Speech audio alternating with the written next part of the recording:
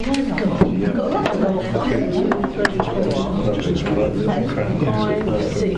housing associations. One in Paddington, 35 in. Oh, right, okay. Yeah, no, that's all right. So you didn't get them up? Okay. Yeah. Ladies and gentlemen, we'll make a start. Thank you. Forgiven. Good evening, everyone. Thank you for attending tonight's meeting. I shall begin by just reading out the emergency evacuation announcement.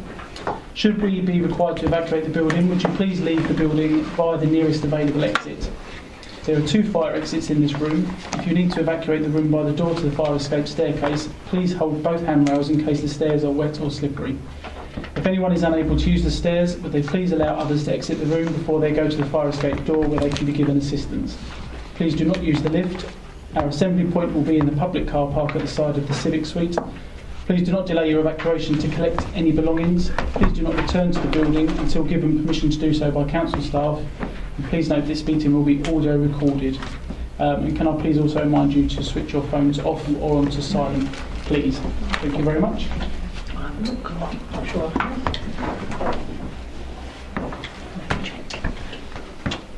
Apologies for absence. We have apologies from Councillor McPherson, Councillor Mrs Mason, Councillor Mr Mason and Councillor Stanley. Substitutes this evening, Councillor Weston for McPherson, Councillor Mountain for Mrs Mason, Councillor Wilson for Mr Mason and Councillor Kennell for Councillor Stanley. And non-members attending this evening, we have Councillor Mrs Hoy, Councillor Ian Ward and Councillor Williams. Don't believe there are any other councillors. Item number 5, to receive declarations of interest, including any whipping declarations. You haven't done minutes, Chairman. Oh, I do apologise, sorry, I've just ticked it. Minutes, agenda item number 4. Are members happy with the minutes and agreeing for me to sign them? Agreed. Thank you. Apologies. Moving on to item number 5. Receive declarations of interest, including booking declarations. Councillor Mr Hoy. Both myself and Councillor Mrs Hoy have a non-pecuniary interest. We're actually have engaged the Service of Building Control. Thank you very much. And that brings us on nicely to agenda item number 6, which is performance of building control. This evening we welcome Councillor Ward, portfolio holder, Matthew Thomas, Assistant Director of Planning and Regeneration, and Richard Snake, Building Control Team Leader. Members will recall that this came before the committee last year, and this is the second time this has come to the committee. It was hoped that there were a few questions that were raised at following the last meeting, which we scheduled for you guys to come back and give us an update on those. Members would have had a report given to them which has been circulated, and I assume that all members have had a chance to have a read of that. If I could just ask you to just briefly summarise the report for members and just highlight any issues that you feel are important for us before answering any questions that members might have. Sure. This report this is in fact, we came back once in March 2017 as well. That was the first time we came back with the agenda that we've kind of set. As I say, then the item came back again in November 2017. And both times it has been sort of a progress report on where the service is compared to where it was when we first came to the meeting in March 2017.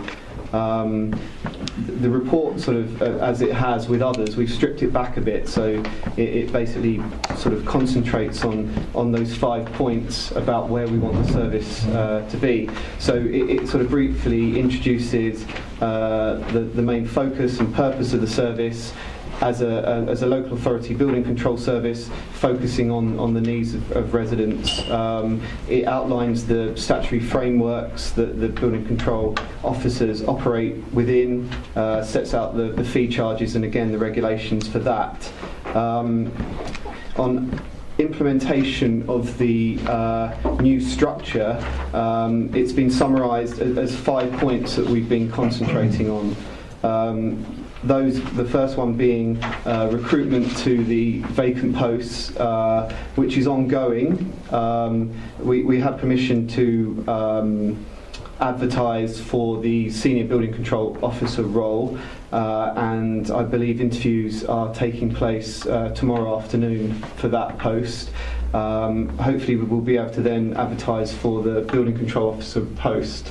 So there's 4 roles within that team, and that's team leader, 2 senior building control officers, and a building control officer post. And at the moment we're operating with 2 permanent staff and 1 agency staff member until we can recruit to those. The next item was reviewing procedures and processes, and Richard has engaged in a pilot quality management scheme to understand how those processes, and that's with local authority building control, and that review is ongoing. Another aspect that was discussed at the previous meetings was restoring the reputation of the service, making the service accessible, and we looked at how we could do that through various different media, other than just sort of taking telephone calls to deal with cases. So we've set up a specified dedicated email that comes into the team so that it can process. Another new aspect has been a smartphone app which has been rolled out, particularly with builders and those who use the service regularly, so that they have better channels to book services quickly and get those inspections online, and providing details of what they require of the building control officers. There's also online payment of fees, which has sped up that process, and obviously once engaged then the officers can go out on site visits once the fee has been agreed. In addition, officers have looked to kind of provide, with the speeding up of those processes, it provided more time for the building control officers to focus on that customer services aspect, to build the market share, to get that confidence back in those who use the service regularly, so that we are competing well with approved inspectors, the private building control officers. In addition, point 4 is review of the charges that we have to do in line with the CIFA guidance. They have been reviewed and benchmarked, and they are there to ensure full cost recovery. At this point in time, there was satisfaction that the last update was still in line with what we should be charging for that service. Point E is to develop a training matrix. The issues with planning and building control, both services have a skills deficit. It's been sort of quite prominent in the media over recent years. Cuts to courses, discouragement of officers or graduates from taking up the post because of risk of actually having a job at the end of their courses, with cuts to services. So it has been difficult to recruit into roles because people don't have those specific skills that officers have developed over the last 30 or 40 years, and that's why in a lot of cases a lot of skilled building control officers or available building control officers are further down their time as an officer, sort of coming up to retirement age, a lot of them. Richard has been sort of working on ways to improve that, and looking to get those specific academic qualifications, and looking at sort of in-house training, as well as a sort of appraisal process that can help to understand what skills those surveyors need to ensure that they can deliver as a building control officer, because there's sort of specific aspects that they need to understand to allow them to do that. As I say, it outlines that we're running at 50% permanent staff at the moment, because we are finding it difficult to find those officers, and officers who are qualified tend to stay at the authorities they're at, or work for agencies and earn maybe 3 or 4 times the salary that they would have earned as a permanent member of building control. So it is difficult. We are trying to sort of improve our reputation, improve ways that people can use the service. But we are still fulfilling that need to recruit a full team as part of that. So at the moment we aren't running at full capacity to achieve that. So I'll probably leave it there. Okay, thank you very much. No members have indicated any questions as yet. Councillor Hoyle, we'll start with you and then I'll put a few questions as well. I'm happy to ask a few. From the report in November 2017, and I'm aware the minutes don't reflect it, it was mentioned that there was a business plan. I'm still disappointed we haven't, as a committee, seen the business plan. I was hoping it was going to come to this committee, but it still hasn't done so. That's where I'm starting from.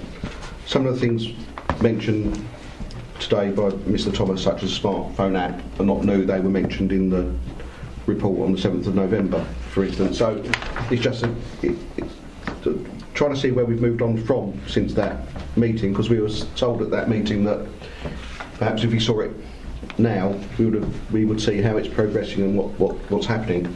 So I've not really. Well, just in answer to that, I think you wanted to come back then. Yeah, I would say that we were mentioning a desire to use a smartphone app. We are now up and running with a smartphone app.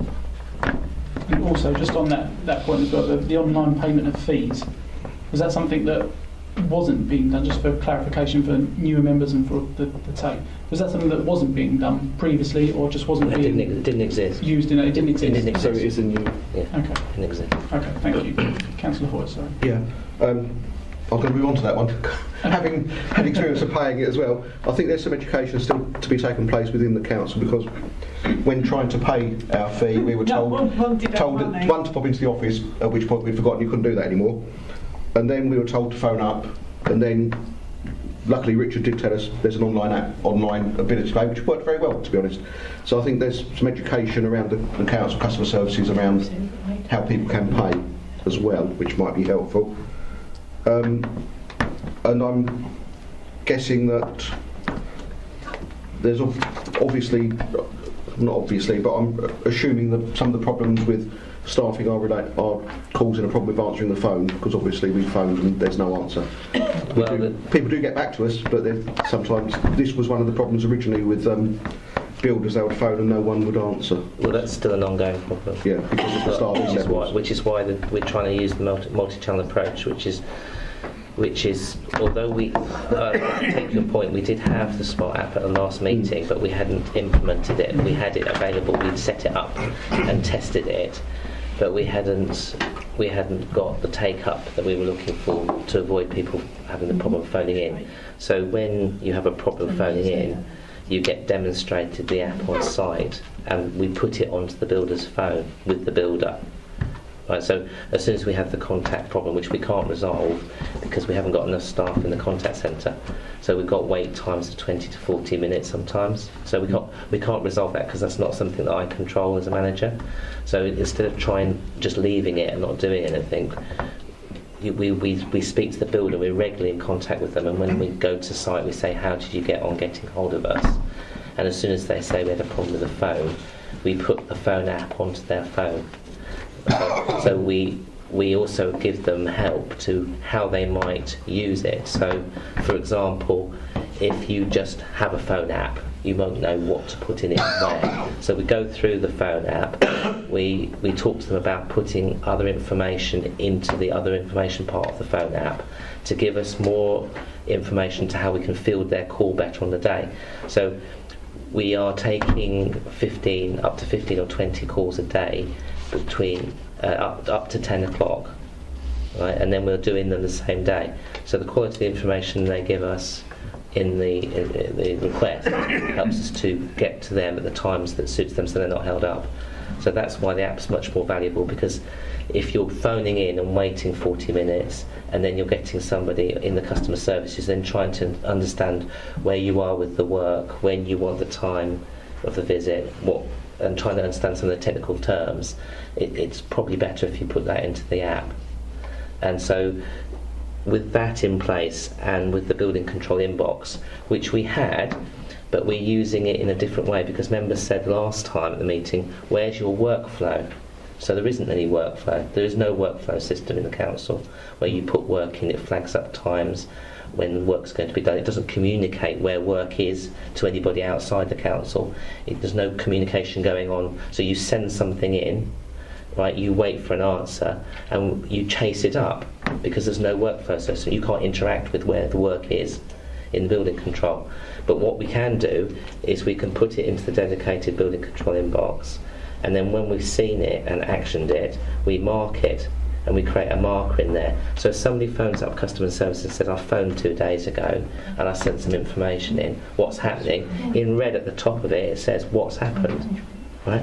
So they can then put further information, and the customer says, I'm happy to wait another week, or I need to speak to them about that. So we are trying to create that workflow in place. But the payment system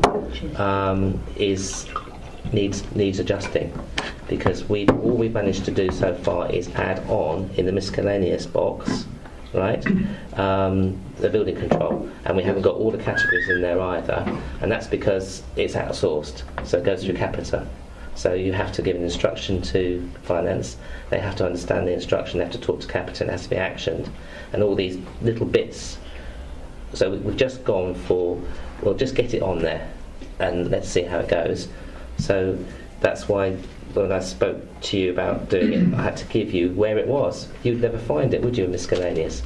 So why we've got car park at the top in a big box and other things, and not where the fees are most productive for the council in the main section needs work. Absolutely. So I agree with you on that. Just touching on that point you just raised there, what are you doing now actively to try and get that payment procedure a bit more? Well, what we will do, we will explore why those icons are where they are, how the council arrived at having them there, who puts them there, who can change them.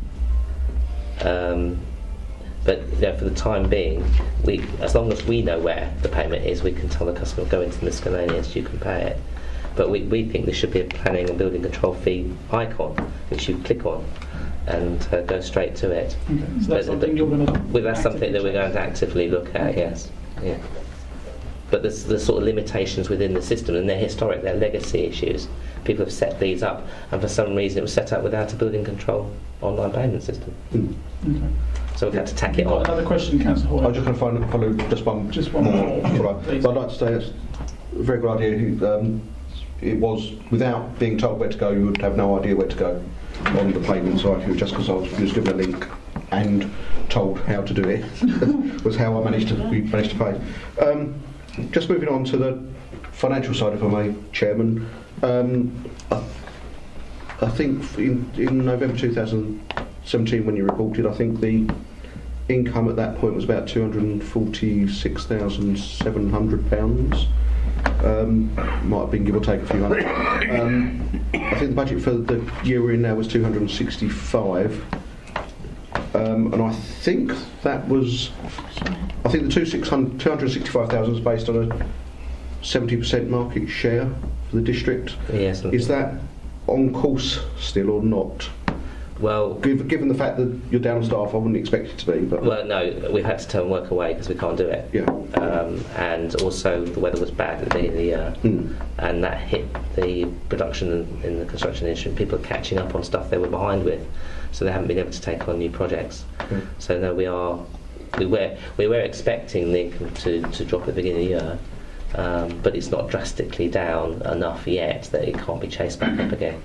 So bearing it, if I can get some extra time from who I'm looking at tomorrow, then I can start chasing some of the projects again. Yeah. I just wonder, if I may, Chair, this seems to be a problem within other areas of the council as well, staff recruitment and retention, because you're not alone. Audit also has the same problem. I'm just worried that it might not be fixable in the near future. Yeah. Well, I think based on the comments you made at the beginning, where you're interviewing today or tomorrow. We're interviewing tomorrow afternoon, but as you say, we have this issue in building control. We have the same issue in planning, where we've had senior planning officers. One post has been vacant for a year and a half. So it's difficult within those fields. There's other fields within the council wider than building control and planning that have these issues as well. And whether it's the whole recruitment package, whether it's the salary levels that Rochford pay. We've done some work within our service areas, but it's probably that there is a more sort of general issue about how we recruit people into Rochford and then retain their services in the long run, particularly when we put a lot of effort, particularly with graduates, but then are training them up and losing them to neighbouring authorities, which has happened to us on a number of occasions. Okay, thank you. Councillor Mrs Shaw. I'm just going back on to what Councillor Hoy said, and I didn't know anything about what you were doing, so I've just gone into the RDC website. I've gone into the app where it says pay for it, then it lists out exactly, and it says miscellaneous, and then it shows everything about building. So being a complete novice, I found that it's a very easy app to use. So, I know you might want to do some work, but I've never had to go into this. When my husband and I had to do it, we had to do it by paper and cheque, many moons ago. So it's there, if people just read it properly, read the app properly on the computer, it does work. So you might have other things you might want to look at first before that. Yeah.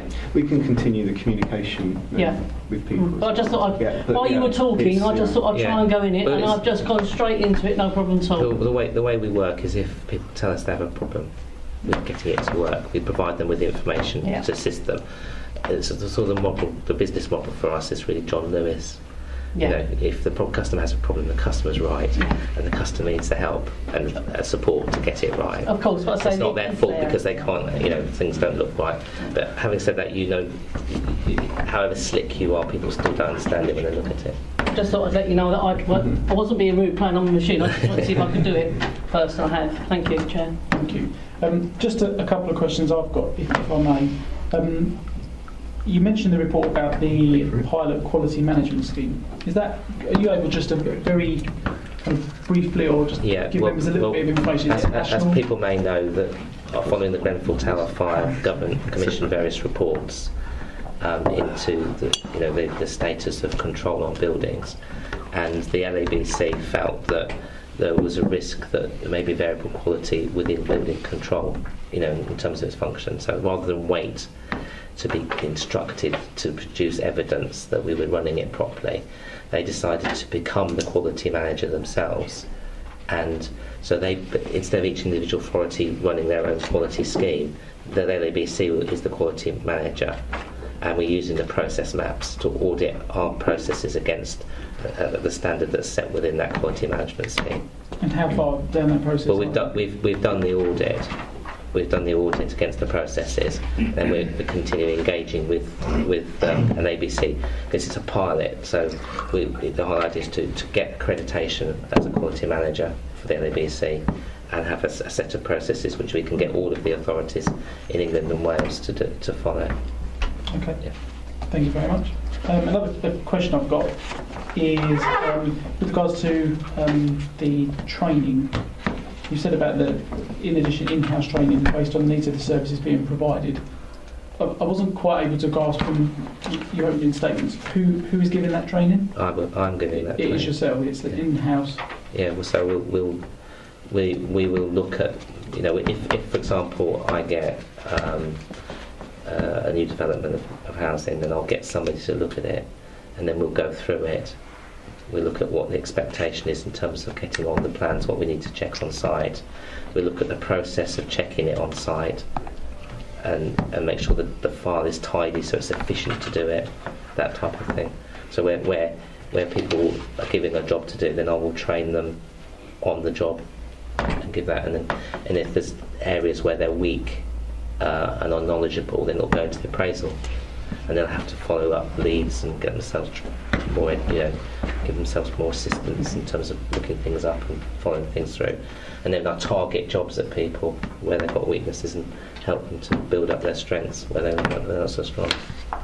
Okay, thank you. I've got another question, but I'll leave it for a moment. Councillor Lucas Gill.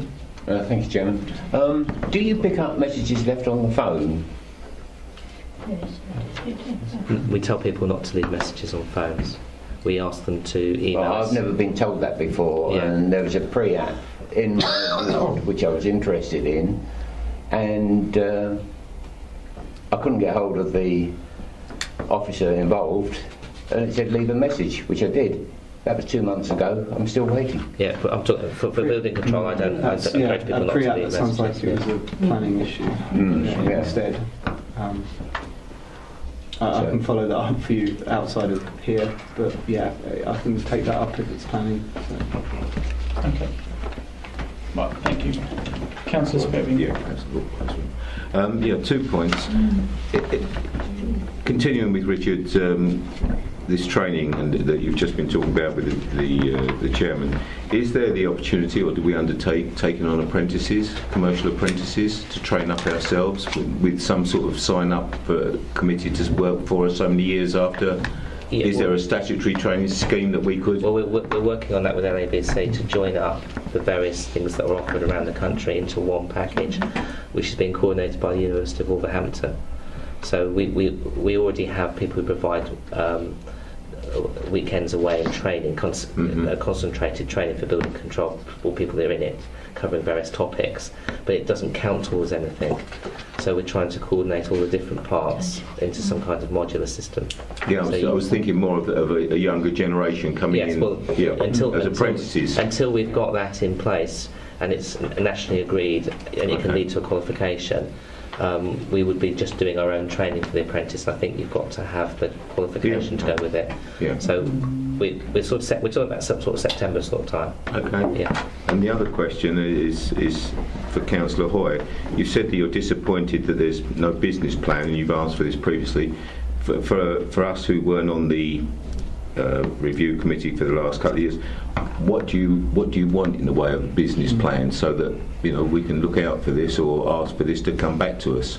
What's your idea of what you need for a business plan?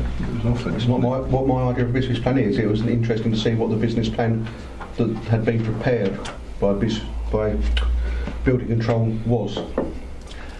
To see it. But they could argue that what they've submitted here is their business plan. That's not what they argued in November 2017. Sorry, through the chair. That's all. The minutes in November 2017 mentioned the business plan as well. That's all. It was.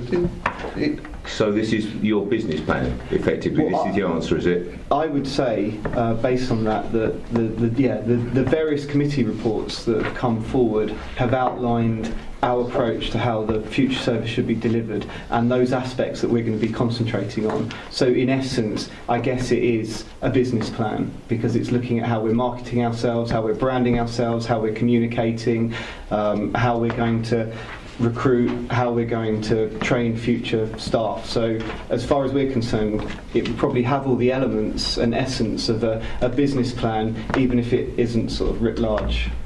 Yep. Okay. So if I can come back on that, I'll just point out in the minutes it did say in respect of business plan objectives, which at the meeting in November it indicated, following on from questions, that there was a business plan. That was all. I suppose there is a But we now business take the plan, point that Yeah. but the business plan has been outlined in Presented by way of committee report. reports. Yeah. Okay, thank you very much. But Councillor Quayle. some building control sections in some authorities do produce a business plan, and I'm happy to take up the suggestion and look at those with my colleagues on the Essex Building Association, see what other people produce. Okay, that'd be great. Thank you very much. Councillor Hookway. Firstly, just as it's been mentioned about business plan, I think what was being sort of requested or discussed at the previous meeting was perhaps more on the financial and the target setting and achievement of those targets to see if it's meeting specific targets to make it a viable project. Because what was mentioned before was that it had been allowed building control to get to a level where it wasn't really going to be perhaps contributing to the council and the overall council sort of like, and it's looking to have this become something that was going to sort of generate income into the council as well as meeting its requirements of that, the function of building control, but also to generate something into the. And I think that was the aspect. But it can't generate money for the council because the fee that's recovered it has to be cost neutral for the customer, so you can't make a profit, so we can't generate any cuts. What we can do though is protect the council from having additional costs by collecting as much fee and keeping the market share high. Yeah, I think that's so. That is really So it can almost have a reserve over the 3-year period that then pays for those peaks and troughs, so that it allows itself to be self-sufficient in that degree. If there was only one customer, you just have to maintain the service. But we obviously try and get as many customers and get as much fee income as possible. It was the danger that it could become a drain rather than. I mean, I'd say the aspect of the previous years, it has met its budget over the last it's met years. Its budget, so, but the fee income isn't high. Particularly. Anyway, the question I was going to raise was in relation to the recruitment aspect. Obviously, it's been identified over a quite period of time. There was a requirement for staff. And it was obviously brought up, and it was highlighted back in November. Obviously, there's very few months between that report and now, and you're saying that you're looking to interview people tomorrow. Yeah. Is it the process of sort of like trying to recruit, the council's process which caused this lengthy delay? Was it just purely getting response from people to the advertisement for the positions? Well, we had to go through a process to get the market forces supplements put on. I mean, that's the main thing. We tested the market previously, and we had been unable to recruit at the salary level, the substantive salary level, even though we had that job evaluated in this time period between then and now to raise those salary levels, the substantive ones. That we tested that again, that didn't work. So then the market supplement policy came in October 2017. We had to prepare a business case, and that was with planning and building control, have that signed off, agreed, then have our business cases to recruit, agreed, and then go out to the market again to test that. So there is a number of processes in that time, and yes, it has taken until now to be able to achieve that. So that's taken from October to now to go through that whole whole evaluation process. To where we are. And there was the debate over what posts were able to be recruited to or not at the same time. So, and is that just out of interest? How does that compare? Is that a normal procedure? Does it normally take that long to get that? To get to the position you're in now? It depends what approaches. Some councils have panels which then allow the recruitment, some have business cases. I think the case in point that delayed this was getting the market supplement in place and getting that right and doing the benchmarking and understanding at what salary level hopefully we'd be able to recruit at. And getting some feedback from agencies and recruiters in that process to make sure that we were pitching ourselves at the right level, as well as having tested that market prior to that to have the evidence to demonstrate that a market supplement should be applied to these posts. And whose responsibility was that? For the market supplement, that fell with me. So. Okay, but you are confident now. Obviously, there are interviews taking place, so I assume you're confident that you are pitching at the right level. We don't get many applicants, so there is an issue. Yeah, we don't get many applicants. Do you ask the applicants? And that's the same with planning as well as building control. And we have asked the agencies for feedback to obviously understand whether it's salary, location, a combination of the two, or other factors, or the market and people don't want to move council because of the risk of redundancies, and it's better to have been where you've been for a period of time. So there's a number of factors, and we're receiving feedback on that information still at the moment, but it's a difficult market even with the supplement, and we're applying a supplement, but the issue is that others are applying a supplement also, or may apply a supplement because we are providing a supplement, which puts us in a difficult situation again, because then we're competing at a market that's a higher level, but that's the market. It's very difficult, and particularly when there's so few out there to recruit to the posts, even with a relocation fee which was agreed as well, so maybe to be able to recruit officers from other parts of the country as well. Okay. But it hasn't proved that fruitful. Okay, thank you. Did you want to come back on that point? Just a very brief question. Are you interviewing multiple candidates, or is it just an individual? That's it. Tomorrow, we did have 2 candidates for tomorrow, but one has dropped out, so we have one. Do you know the reason why they dropped out? But you can't. We don't know at this point, unless Richard, I don't know if you. I will find out. Yes, we'll find out. I think that was so obviously- it was literally today, so it's disappointing. You wouldn't be able but- to compare them then, would you? No. You've So only I got mean, one in case. this is the situation which we face. Yeah. So it's very difficult. Yeah. But people will test the market of their own post by applying for another post, and then when the employer realises that they could possibly lose, then they'll make a better offer. Yeah, sure. And I thought that might be the case in the candidates. As the candidate was very, reasonably locally based, who dropped out. All right. No other members have indicated to speak. One last question that I have. In the report, you do make a statement there that with regards to the phone app and the online payment service, this has improved the experience of customers assessing the service. How is that measured? That's quite a confident statement, so that's improved their It's experience. measured by the number of complaints or not you get on those particular issues. So the number of complaints has fallen. The number of complaints that have come into me of late since when I first started now has dropped significantly. Only, Related to building control. only because in mentioning risk implications 4.1, it does say there that this has led to heavily prioritising work according to risk of non-compliance, with some customers making complaints to get a faster response.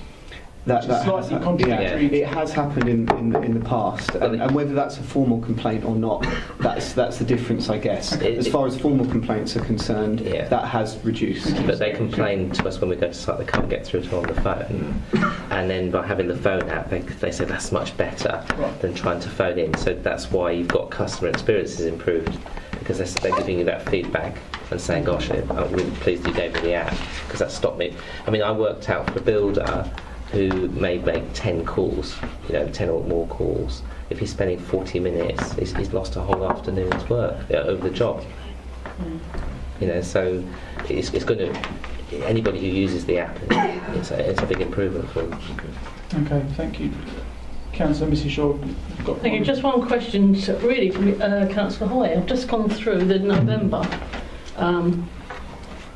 review with the building control, and I can't find any mention at all, and I've asked Julie to skim through it with me as well, of any mention of a business plan. So I wonder where we got this business plan If I from. may, Chairman, if Councillor Mrs Shaw looks in the minutes, she'll see mention of it. All right, so because that's why we're looking at it, and we can't see it. Thank you.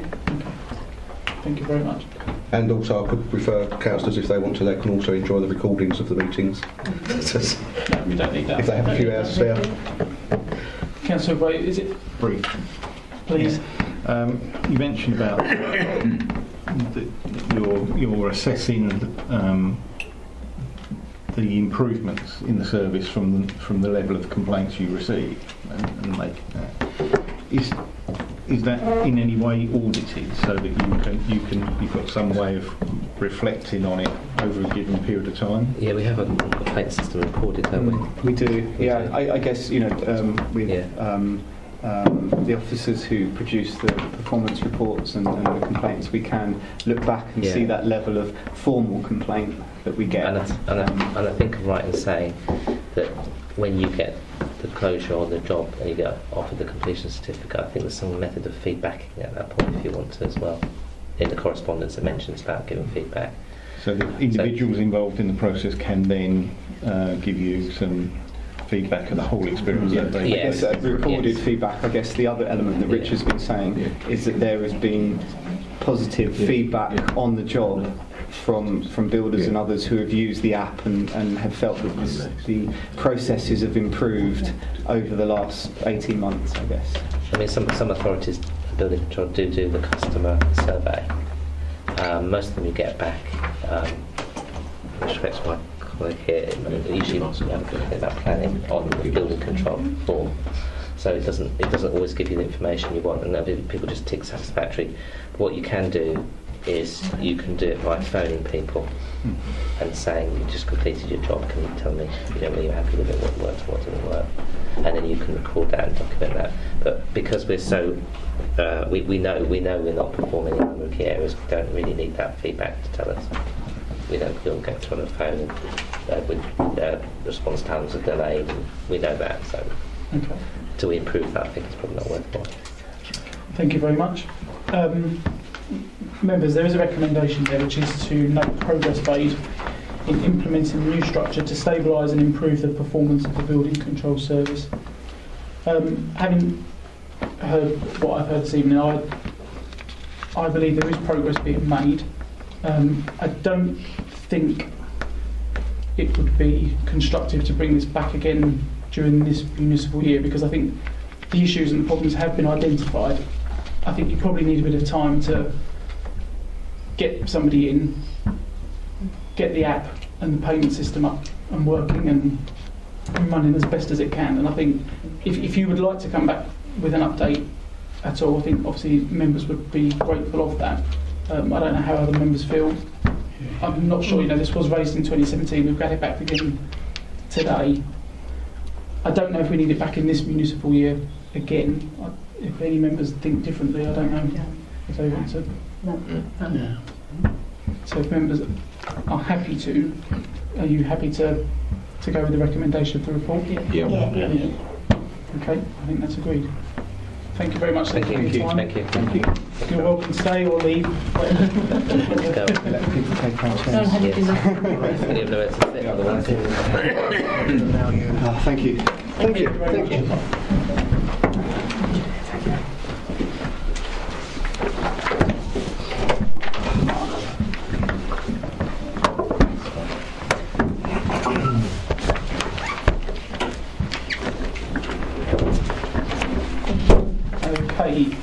Moving on to agenda item number 7, which is emergency planning and business continuity review.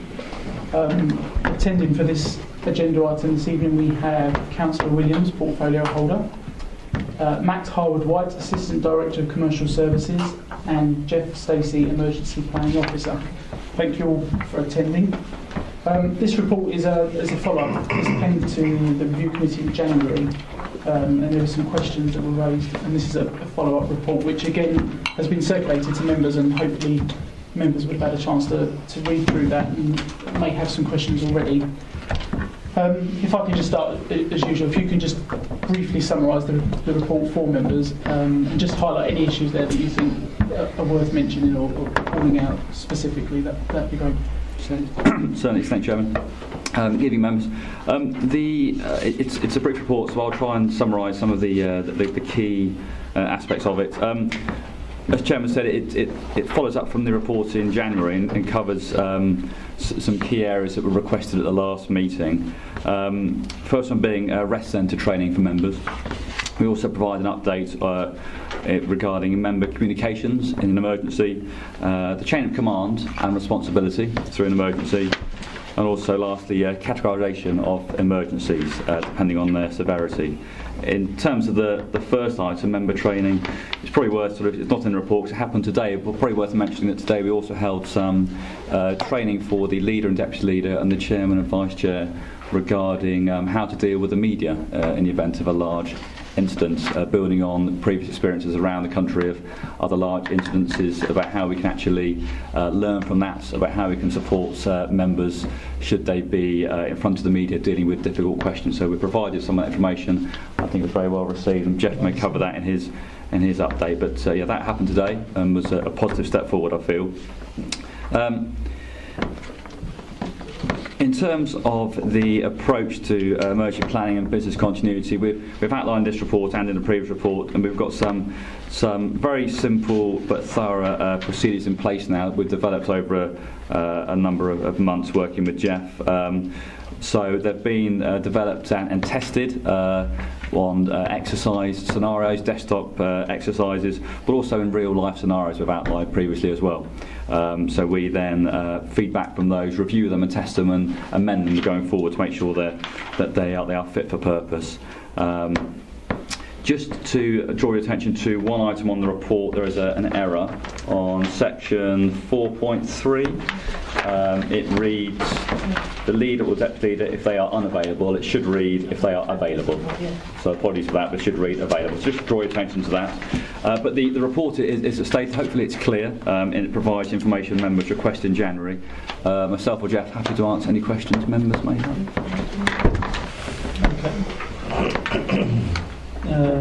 No members are indicating at the moment, so I have a couple of questions, so I'll just begin, if you wouldn't mind. On section 5.8 of the report, it says, where other organisations are involved in the emergency response, a multi-agency strategic command group will be formed. The Council will ensure that they are represented at the meetings of this group in order to contribute to the setting of overall strategic aims and to feed information back to its emergency information centre. Is the multi-agency strategic command group, is that something that's already in place or exists, or and where all emergency services and the council have got a plan in place as to how that works? Yes, I mean that's a sort of nationally accepted approach. So all counties sort of practice the sort of concept of having a strategic coordination group. There's certainly something in Essex that's been in operation. I don't know, probably certainly sort of 15 odd years. So they're sort of well practiced at it. Some of you may have heard it referred to as the Gold Command. So that was the sort of terminology that was previously used. But as part of the sort of update in terminology, that's now referred to as Strategic Command. Okay. Just one other question I had at the moment.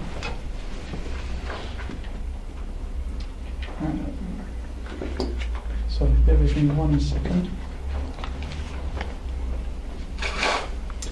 Yes, not wanting to go over the last agenda item. 11.1, it does make reference to a business continuity plan. And I was a bit surprised that wasn't included within this report. Is that not included just because it's an extensive document, or is it because it's not included because it is considered not to be relevant? As the report makes reference to it, I did think it would make an appearance. Yes, I mean certainly we can make that plan available. It is a very short plan, so it's not through problems of size. It's only about 3 or 4 pages, which summarises the approach that we take. So certainly we can make that available. Chairman, just to add to that, if I may, I'm just trying to find it in the report, but from memory, forgive me if I'm wrong, but from memory, I think we referred to it in the previous report. Forgive me if I'm wrong, but I think we referred to it in there. If not, we can certainly make that available. Yeah. But it's a very short, it's intended to be short, concise document, enables us to focus on the key issues and considerations in the event of an emergency in terms of business continuity. Okay, thank you. Councillor Mountain. Thank you, Chairman. Just in relation to the media training, curious to know who is the training provider and who was trained? Yes, the company that we chose, we looked at a number of companies. The company we chose is Mosaic, which is based in Colchester. It's broadly led by a very experienced journalist. She's sort of ex sort of BBC Essex and sort of BBC local newspapers, all this sort of thing. And yeah, she came to do the training today. We did it in 2 sessions. The first one was aimed. The morning session was aimed at the leader and the chair and their deputies, on the basis that they are the people who are likely to be approached as the spokespersons for the council. So we ran through some training from there, and to make the maximum use of her while she was here, in the afternoon we ran a similar session, but with 4 of the assistant directors, on the basis that they may be asked to come forward to talk to the media on some of the more specific issues relating to their services. Okay, thank you. Councillor Griffin. Under section 2.1, the categories for an emergency, are these colour codes where black is the highest alert state? They don't tend to use a colour coding. The only colour coding that I've seen used is the one that relates to the terrorist incidents, and even that is not something that they use to a great extent now. So they don't tend to use a colour coding. They tend to use the sort of titles there, to be clear. So they're just titles, are they? Yeah. Thank you. Councillor Hookway. Yes, it's interesting that you've identified media training as one of the key elements of member involvement and the council's involvement. Is there any other areas that you've identified that might be useful training for members, not just those at the top of the council, the leader, deputy leader, etc., but also ordinary members? Is there any possible other training that on different aspects of emergency planning that you're looking to bring forward at some time? Yes, I mean, we have done, as part of the general member training, we've done training in the past on the general response of Rochford District Council, and how that links into the member role and how that comes together. And we're certainly, I mean, obviously with change of members, it may be something that we should look to running again to update those who've not taken part in that training in the past. And that's really the key thing. It's sort of understanding the response of the council and how that might link into your roles. And if there's anything that particularly specific comes out of that, we can pick that up separately. And Chairman, again, just to add to that, if I may, the report 3.1 refers to one area of that being around rest centre training, so that will be picked up throughout that as well, how members may be able to assist the volunteers helping at those rest centres in the event of a major emergency. Okay, just touching on the point that Councillor Hookway raised there, when this last came to review committee, I think I'm right in remembering that quite an important part of that review was the fact that a lot of members raised the fact that they personally weren't trained and were unaware of what to do in an emergency. And I believed that that was going to be one of the priorities that you were going to go back with. And that was to, now I appreciate there has been an election in between there, so there are new members. But certainly for members that have been on the council, even myself, coming up to 3 years, I've received no training whatsoever. Not just on media training as to how I would deal with either media if it was an event in my ward or dealing with my constituents. I personally wouldn't know what to do. I've had no training, I've had no briefing notes, and I believe that other members shared that concern. And I think it was quite strongly put across that members were uncomfortable with that. Now I appreciate that there obviously have been some developments, there has been some training which you touched on today, especially with regards to media training, but I really do think, off the back of Councillor Hookway's comments, that really needs to be given a priority. I think other members would probably... I'll come in there, sorry, because I'm Chairman of Standards and I'm taking this on board, what you said, because what you've just said, yes, I want exactly the same, and I feel that councillors do need to know, maybe not as high up as, well, I even say, yeah, probably as high up as the leaders, etc. And I think what I'm going to do is I'm going to bring this to the standards. We've got a subcommittee which we're talking about training, and I'm going to bring this up to it, and I think this is a good thing that we should be doing in the training session. So I will do that for you. Chairman, if I may, in terms of general training, I know the Chair mentioned 3 years. Certainly, Jeff's run some member training. Within what time period, Jeff? Was the last session you ran? That was relatively recent.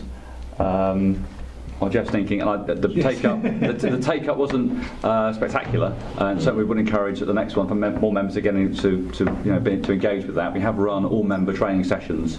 Maybe an idea to make it mandatory. Indeed, I'll certainly take on the board, Chairman, certainly. We have run that, we encourage members to attend that, and that gives our general approach some specifics and to follow up. But we have run that in the past, and certainly we can run that again. And what came out of the last meeting was around it in terms of member communication, so we picked that up. And the report refers to, specifically on the day, there was talk of rest centre training, how members specifically could assist at rest centres. So that's the next thing to be brought forward after the media training. I mean, with regards to something like rest centres, I'm assuming that the council already have in place not a list, but I'm assuming you've identified where those centres would be. Yes, we have. Does the council engage with the public direct to make the public aware or educate the public what they could do or what perhaps they should consider in the event of a large event? Where would they go? Have they got a list of names? Just something that they could possibly keep at home that rings a bell. I think that probably a lot of them are unaware. Yeah, if I may comment. The difficulty we get is that each situation is so different and so specific to what's happened. A lot of the decisions are made at the time, and they're made by the emergency services, because they're the people who sort of respond initially.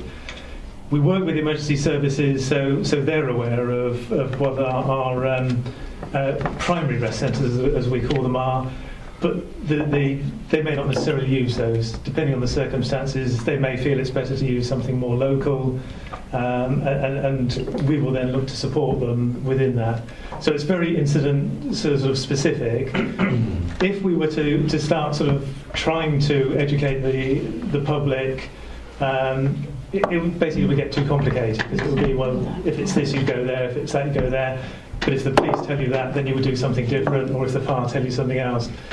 So what we tend to work is more generic plans where we can make those decisions quickly and then communicate those through to the public, so that because it's then communicated at the time, depending on the situation, there's complete clarity as to what's happened, and it can't be, oh, well, I thought we were supposed to go there or do this. But do you, whilst I take on board your comments and I understand them, do you not think perhaps when you say use the term generic, that there could be generic instructions or guidance for residents, that just to give them something to think about, pack a bag or have a bag ready? If we've got elderly or vulnerable residents who, I appreciate that, I think as a district, the chances of a catastrophic event happening are probably less than other parts of the country. I do understand that.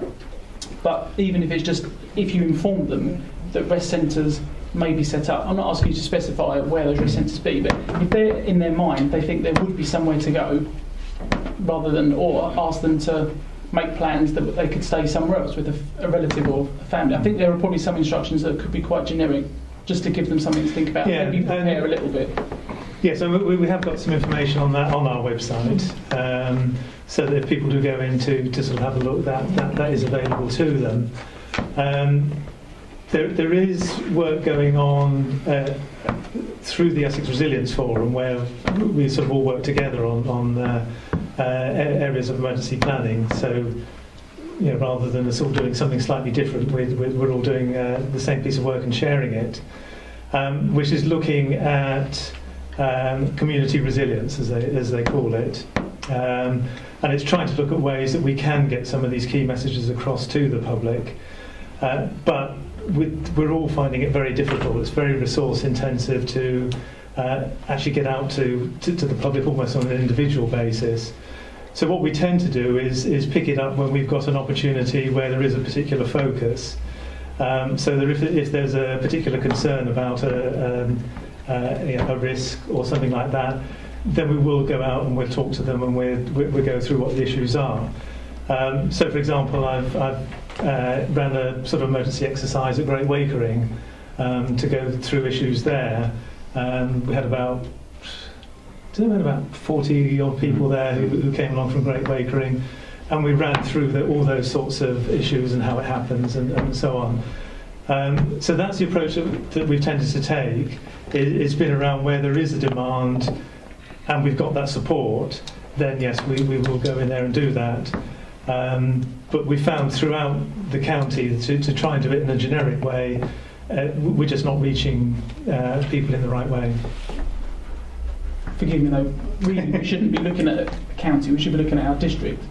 And I think if there are lessons to be learned from recent events, which I won't mention because I don't think the chance of us having one of those particular type of events happening here is slim.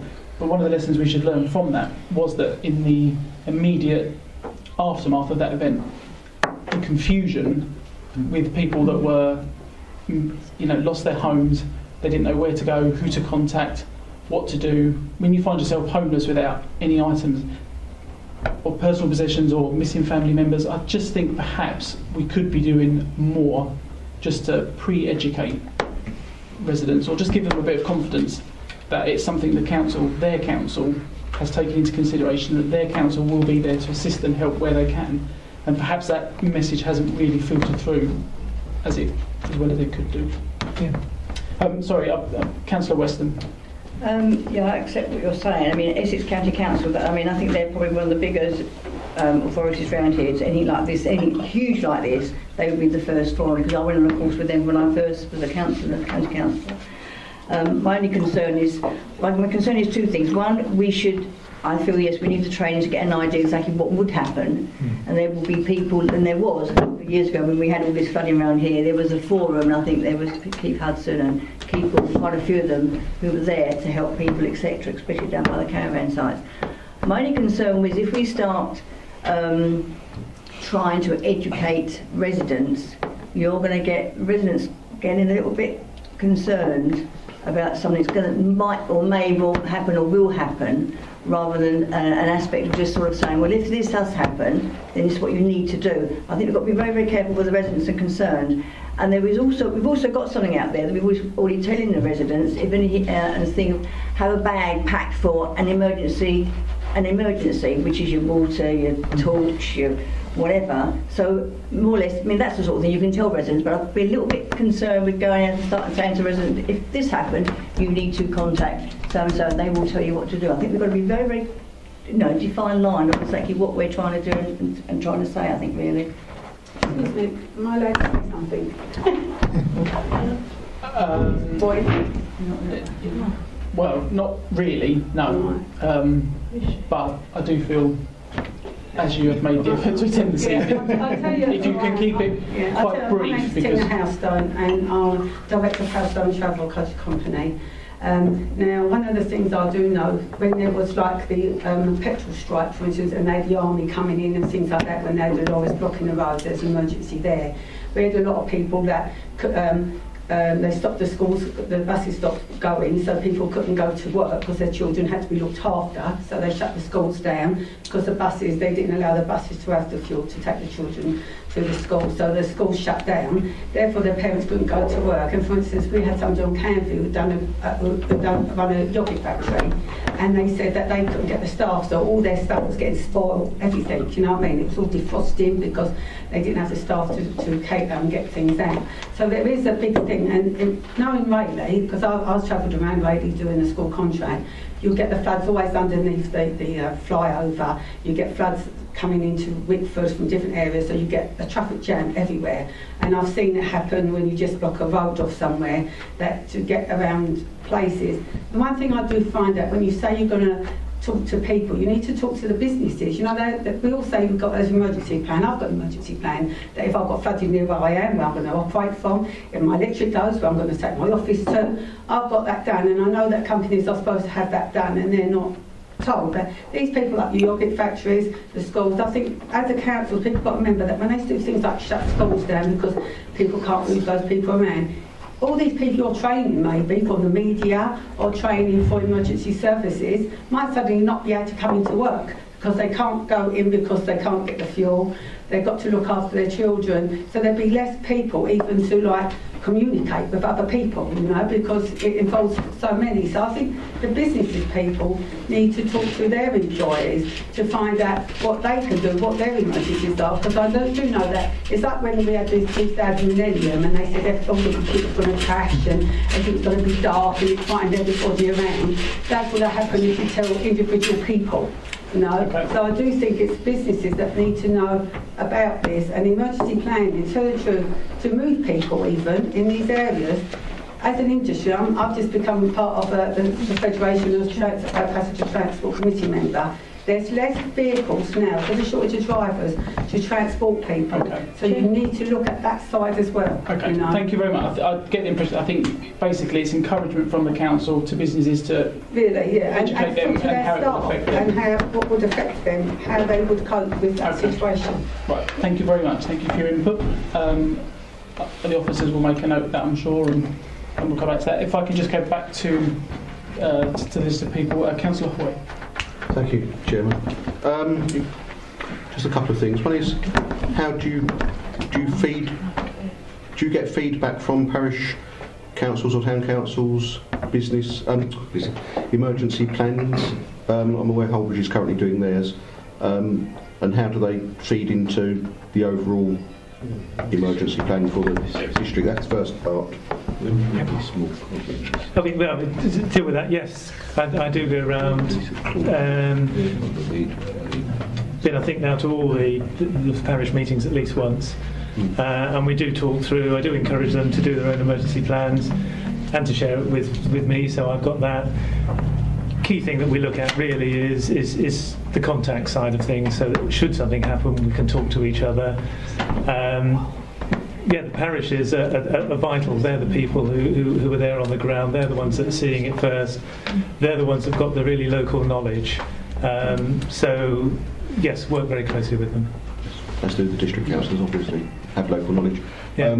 Just on the other point about advising people, I think it's obviously an emergency plan is about an emergency plan, and this is about reacting to it largely. I think the problem is they're unforeseen. So it's very hard to plan for. I'm well aware in Holbridge and probably Great Wakering as well that the main danger people are probably aware of is flooding, and they're very well rehearsing what to do. They have the phone warnings, so they're aware what to do. So the most likely people to be affected in the most likely event are aware what they need to do, and they do get the text alerts or the flood warnings by phone in those areas which are a problem. I think otherwise you've got to try and warn everybody about everything is virtually impossible. And that then moves on to this. It's quite clear about what goes on in an ordered way, but my concern again is, and I'm going to have to refer to Kensington and Chelsea, we are a very small authority, and my concern is that something will happen and it gets beyond our ability very quickly and we fail to recognise it. That's not really dealt with in here. This seems to kick in automatically if the county area, or if it's strategic, it would be what was Gold Command kicks in. But it might not be that. It doesn't have to be that big, in my view, in this district to get out of our control. And I wonder how we elevate that to central government, say help. If I just come in first, and Jeff will certainly pick up. I mean, certainly the learning from the example Councillor Hoy mentioned was that yes, it phenomenally resource heavy. It will consume your communications team, your leadership team, your members, and most of the authority, something of that size, and that's certainly learning that came out of that. If we didn't know already, we certainly do now. So Jeff's already done work previously through the leadership team and others, looking how we increase the resilience in the communications team and the other key areas, and how we look to share that resilience. We've heard earlier this evening about, in terms of shortages around the staffing base, around the authority. We have to be mindful of that, and then make sure that in those key areas like communications we can increase our resilience where possible, so we can train up other members of staff to assist with the communications team, because it will absolutely just consume the organisation if that was to happen. Jeff's done some further work. I'm sure Jeff will come in and update on that. Yeah, so I mean, again, going back to the Essex Resilience Forum, that's a forum where we get together to sort of work jointly. One of the key things we're looking at is mutual aid, because we're all in the same boat. All the local authorities and also the emergency services are finding great difficulty with sufficient resources. So we have to help each other. And we're doing an extensive amount of work. I mean, for example, on Thursday I'm meeting with the Essex Housing Officers Group to look at issues around the rehousing of large numbers of people who may be displaced by an emergency. Because no single local authority has got sufficient available housing to look after them. So it's something that we've got to do as a group within the county or even across county. So yes, I agree entirely with what you're saying, and it is something that we're looking at to how we can increase our resources. Okay. Just one further question based on that is when you refer to the County of Essex, obviously we have two counties, one is the geographical county and one is the political county. When you're talking about the County of Essex, are you including Southend in that? Are they part of that? Because obviously that's our nearest and biggest neighbour, able probably to No, we use it within geographical Essex, right. So that does include Thurrock and Southend as well. And as you quite rightly say, Southend is because of its geographical proximity and its resource, is something that we look primarily towards. Okay, thank you very much. Councillor Hookway. Thank you, Chairman. One of the things we're probably going to cover something that Councillor Hoy's already mentioned, that obviously the parishes have their own emergency planning, and I have been involved with Great Wakering's emergency planning, and obviously you've been to visit, seen you at a number of other parishes as well, but I've had the benefit of being a parish councillor, being able to see and have some involvement in that. But obviously if you're not on one of the local parishes, or you don't have that, and I think that's probably what the chairman was speaking about, in that you don't get to see some of the more detailed aspects of the emergency planning side of it at that local level, and that's probably where the training aspect would be much more beneficial for the broader members of this council. Also pick up on a point that Councillor Hoy was mentioning about the fact that we are a relatively small authority, but we do have fair coverage of land area, but we also have another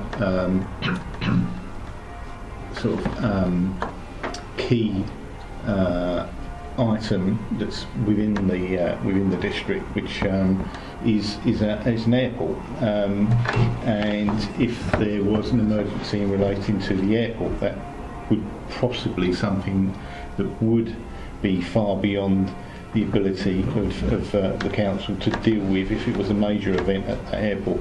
I would imagine that there's a whole range of different structures to deal with something like that. Yeah, I do think actually at the last meeting we talked about that in some detail, didn't we? I think you had highlighted that you had already flagged that as possibly being the biggest. We identify it as a key risk clearly, and Jeff picks up through other networks and training and exercises have been run at the airport and testing those scenarios and a response. But again, they have their own internal resources anyway, Jeff, don't they believe? Yeah, so there is an emergency planning group especially for the airport, which is a multi-agency group. It's the emergency services, it's ourselves, it's Southend, and obviously the airport staff themselves in Stobart. So yes, plans there are really quite well advanced. Okay, thank you. Councillor Wilson. Thanks, Chair. Para 10.2. The report quite rightly says that there's often cases where funds need to be made available quickly. But when you look at when you go down to the operational level, that's assistant director level. But I've actually been involved in some real sort of disaster recovery situations, and what we had in our business continuity plan was relatively junior officers were authorised to spend money. Is that in the business continuity plan? The reason why I say that is because, as the lady said there, it might be that you're not able to communicate with the people directly on the ground, and they might need to purchase something or buy a service. Well, we have, Chairman, we have, as reported previously, a system of on-call officers 24/7 available. They have authority for smaller drawdowns for a corporate credit card, if necessary, out of hours. They then have contact through, again, 24/7 access to an on-call duty AD, who can authorise greater spend if necessary. So there is a system in place should we need to do that. Okay, thank you very much. Councillor Goodin, did you? No, that's all right. No? Okay. No other members of... Can I ask one question? You can, yeah. Hazelwood. Can I ask, are all staff trained in emergency procedures like councillors? Because obviously if there's an emergency and we're asked to participate and help, could we not put those members who we are trying to help in danger? Because unless we've been trained, how do we know what is dangerous and what is not dangerous? And we could be putting them in worse danger by being ignorant of the fact rather than being sufficiently trained to know where and what not to do. Typically, fire. You know, you might say to people, run down there. And they're not supposed to, they're supposed to walk down there. And obviously in emergencies, all manner of things can happen. So I think personally that if we're going to go through emergency evacuation, at least the staff and the councillors should be trained. I think that's something that was raised at the beginning. I've already raised this, Brian, before, right on the standards. It should be something that's considered. And I've got the impression, I think in terms of member training, we'll certainly take that away, Chairman.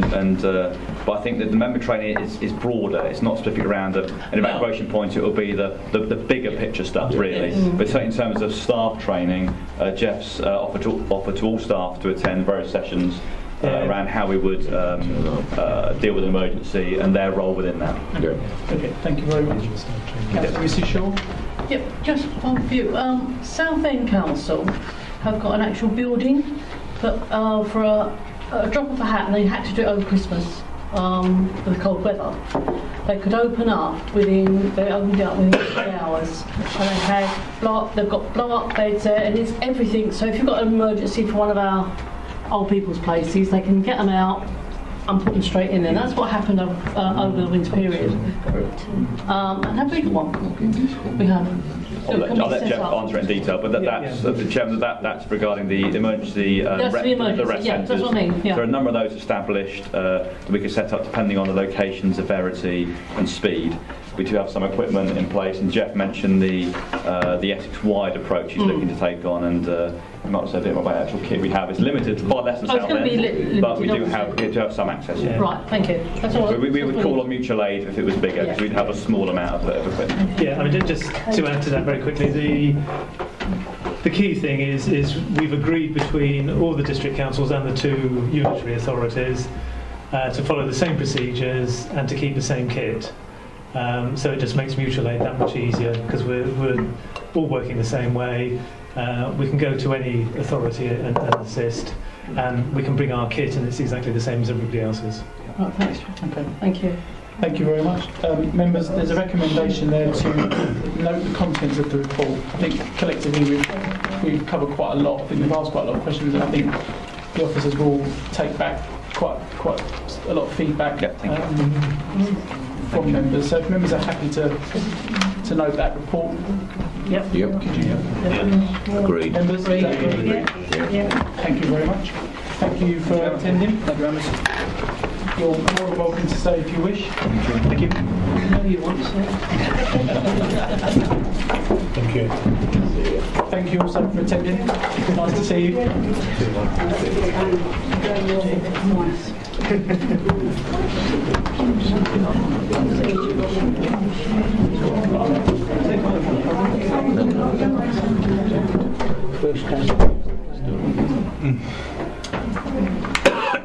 Okay, members, moving on to agenda item number 8, which is the review of the Constitution. as you know, members will know, and for newer members, there is a working party which has been set up to review the Constitution with the assistance of Angela Law, who attends this evening, which is Assistant Director for Legal Services. Sorry, Angela, I should introduce you. No, it's fine. The latest report is an update on where that project is, along with some proposed changes to the Constitution. Yes. Members would have had a chance to have a read of that review, so hopefully you will all be familiar with it. Yeah. Angela, as always, if you can kind of go over it and just summarise. I don't expect you to point out every single bit. It's all there very clearly for members to see. Yes, thank you, Sean. I think you've summarised it quite well there. I mean, the project has been picked up now again, and we've met. We are starting to meet more frequently, and this report here is the work we've done so far. There is another report coming forward next month, July. Yeah, there's another report coming forward next month because there's been more work than what's in here. I've tried to make it as easy as possible for members to understand what the changes are by creating this table as I did previously on page 8.4 onwards, just to show you what the current situation is, what the recommended change and the reasons behind those changes. And I'm happy to take questions on any issues there or concerns or any clarification. Councillor Mountain.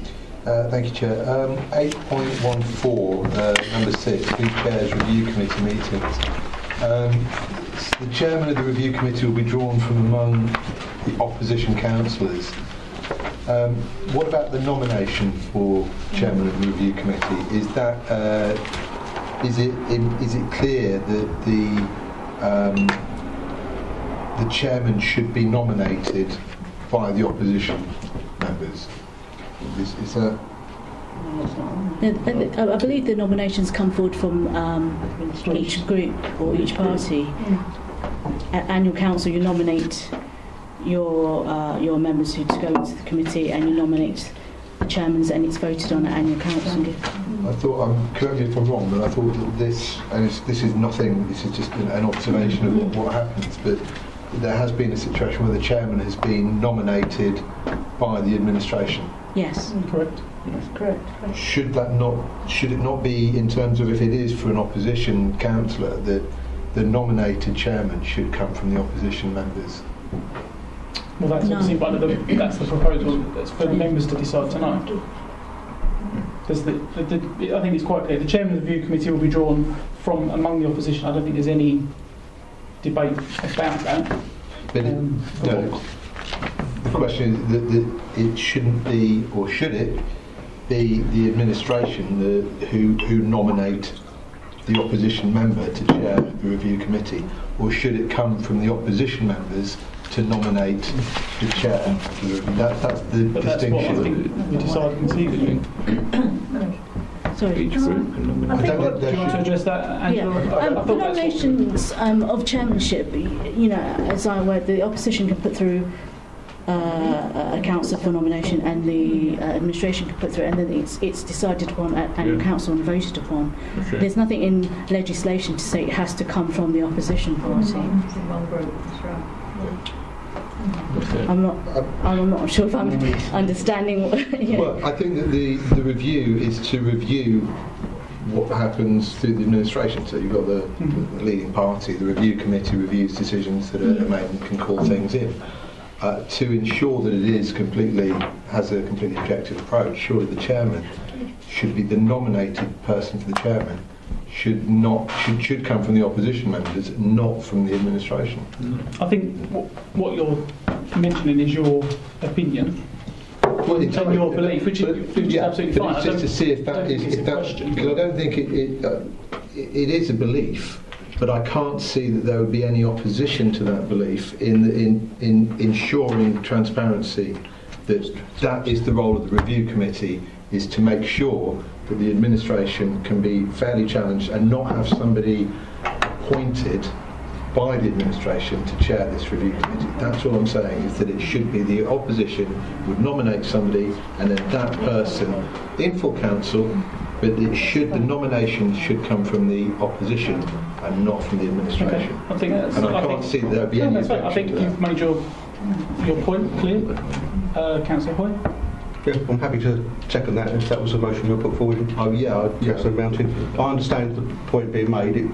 At the moment, it can look like the chair of the review committee is appointed by the administration as it stands on the way it works, and I understand that it's much better that that isn't the case. I would second that as a motion. I would hope that that no one would oppose that either, because surely this is the whole purpose of review. If this is going to be voted on, I would. Well, I think the purpose of review, as you've correctly pointed out, is to review the work that is undertaken by the council. I would add the process. As current chairman of the council. I would add the process we have in place. There's nothing in statute to say it has to come from the opposition. This council has chosen, I can't remember how long ago now, that the chairman of review will come from the opposition. There is nothing wrong with that legally. Can I come? Angela's right. It's always been that the review chairman is an opposition from the administration, as you're saying. It's just that the administration chooses to put somebody from the opposition into that position. What you're saying is the administration should have nothing whatsoever to do with it. We can't do that. Would not be the correct way to do it. I understand what you're saying, though, but sorry, you're right to a certain extent. I am saying that they should have nothing to do with the nomination, but it should still be voted on by full council. I'm not disputing that. Okay, remember we are talking now to a motion because you've put that forward and you've seconded it. So. If I may just actually, Councillor Hopes first. Sorry, thank you. I know that other councils have a, as you say, this may not be sort of like something that's legally bound on individual councils, but I do know that other councils follow a tradition which is the way that's been set out by Councillor Mountain, in that it's for the opposition to nominate someone, and it's generally that person who's appointed by the opposition is approved. It can also, obviously, if it comes to a vote in council, it could be voted down, but I know that is the way that it happens in a number of other councils around the country. What number are you able to mention? Those councils? I'm trying to think off the top of my head now. And I did do some research, obviously, because I have. I knew this may be an issue I was expected to speak on. I have looked in depth into that with, in particular, our neighbouring councils, and I can't find one where the current opposition are in a position to elect. Nominate. Yeah. But you can nominate. The opposition can nominate. That's not an issue. With respect, we know how that works. It's never going to. If the administration nominate from the opposition, it's not going to. It's a majority, isn't it? So if the administration nominate somebody, then the nature of the majority is that is the person that will be nominated. Whereas it should be that the opposition, this is what I'm saying, the opposition would nominate maybe two opposition members, and then full council would vote. But it should not be up to the administration to nominate who chairs this review. That's right. Okay. Any more comments with regards to this motion that's been put forward? Councillor Sperry? Yeah. Any group, as far as I understand, could nominate whoever they want. What you're asking is the biggest group be excluded from the nomination process. Correct. And that's right? Sorry, the administration is the largest majority. It represents the largest percentage of the population. And therefore, the minority is trying to overthrow the majority. Now, if the opposition groups nominate two candidates and the majority group don't want either of them, where do we go then? Well, then other clauses would come in, I suppose. So why do you need other clauses? All you can do is just say, as we quite rightly say now, any group can nominate a candidate or a potential candidate as chairman of the review committee, and it will be voted on. That's it. As far as I'm aware, this review committee is not here as on a political basis. We are here to question decisions made by the administration and to make sure that the decisions that are made are justifiable, that are correct, and that we are, I think they call it the constructive friend, whatever, critical friend, and that's what we're here to do. I don't think any of the Conservative councillors sitting here are going to just railroad something through that could jeopardise the well-being of this council, and therefore the fact that we, as the administrator, nominate someone, fine. But that doesn't mean to say that we're going to wholeheartedly agree with every decision the administration made. We're here to make sure that the decisions recommended or made by council are questioned, and questioned fully, and to eliminate, say that we as a majority administration or whichever group, the largest group, can't nominate someone. It doesn't seem very democratic to me somehow. I'll leave it there, Chairman. Okay, Councillor Hoy. Yeah. Make Mr. Hoy sorry. That's okay, I'll answer to most things. Yeah, I'll take issue that you have the largest percentage, perhaps, given the fact of the regime we work under, first past the post, but we'll leave that. As opposition parties, we can't nominate chairman to any other committee at all. That's the only one we can nominate to, so I don't think that's much of an argument. All that Councillor Mountain is saying with this motion is that this takes away anybody saying that the chairman is an appointee, which it can look like. I think the chairman in this case is independent. I wouldn't let anyone else say different. However, the look of it is the thing, and I think when the administration nominates someone, it means they will be voted for. It's an appointment. They have the majority, they nominate someone who is supposed to be scrutinising the administration, and that's what it looks like, and that's why I think the motion's a reason why. It doesn't stop the administration voting, and perhaps it will vote until there's a mutually likeable candidate. I don't know, but that's the point of it.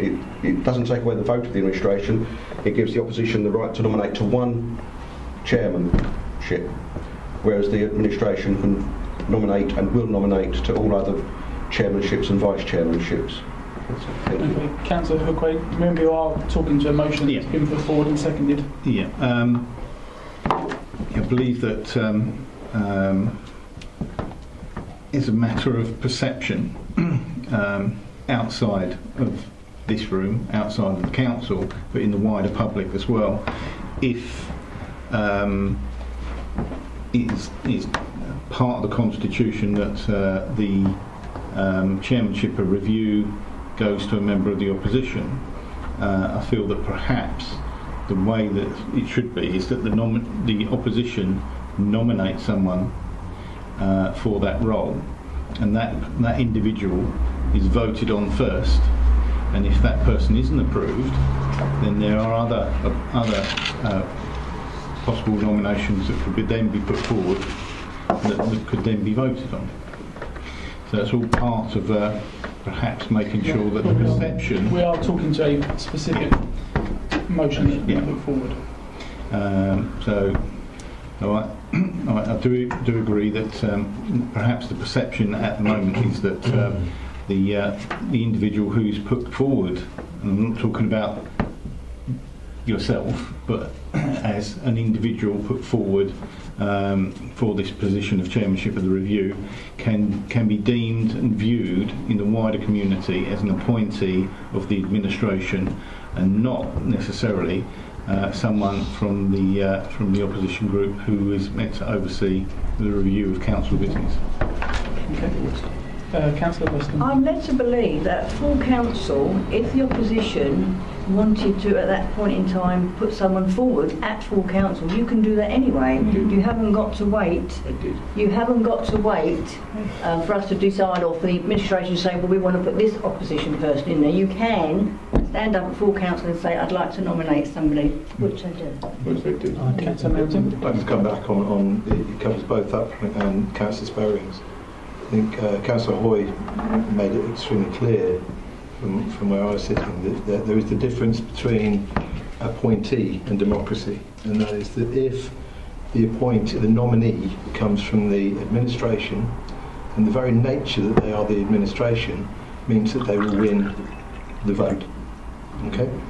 Which has the perception of it being an appointee. If the nomination comes from the opposition, then it's democratic, because you can choose between candidates that have been put forward by the opposition, not by the administration. Everyone votes, that's democracy. But if you have the administration putting someone forward, it has the perception of being an appointee, because that is the person that will be voted in.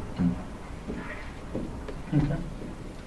So can you just repeat for members what the motion was? The motion is that the wording within here should be changed so that the chairman, the nominee for chairman of the review committee should be put forward only by the opposition councillors.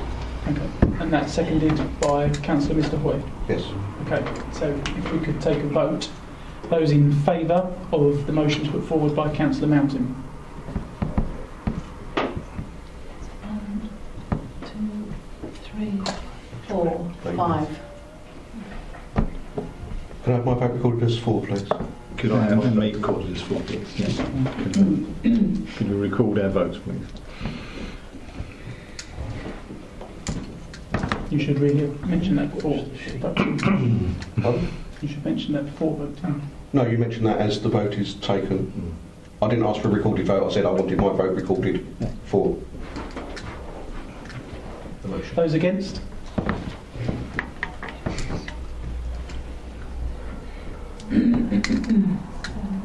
Eight, 9. QED.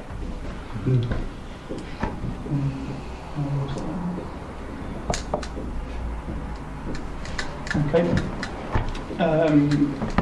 So we go back to the content of the report. If anybody had any other questions regarding either the point we have just discussed or any other changes or inclusions within the report.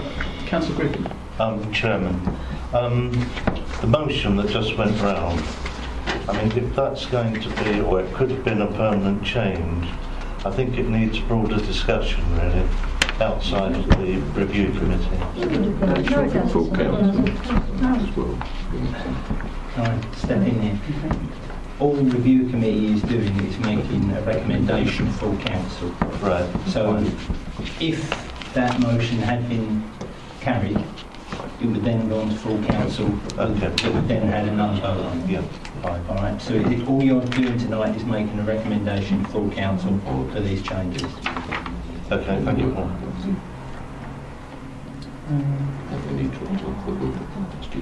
No, I don't believe so. Sorry, just bear with me a second.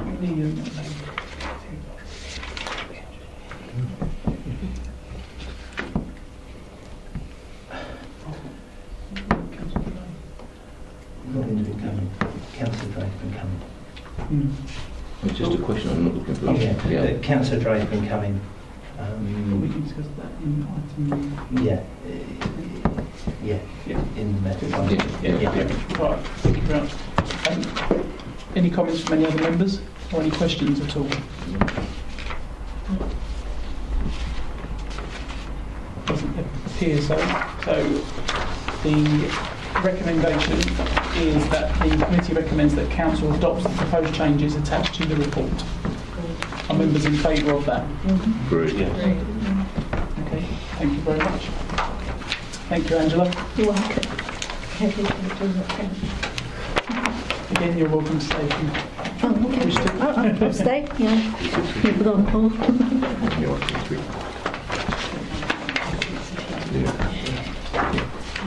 Okay, moving on to item number 9, which is the overall work programme. It's obviously on the agenda there, so I won't repeat what's written on the agenda.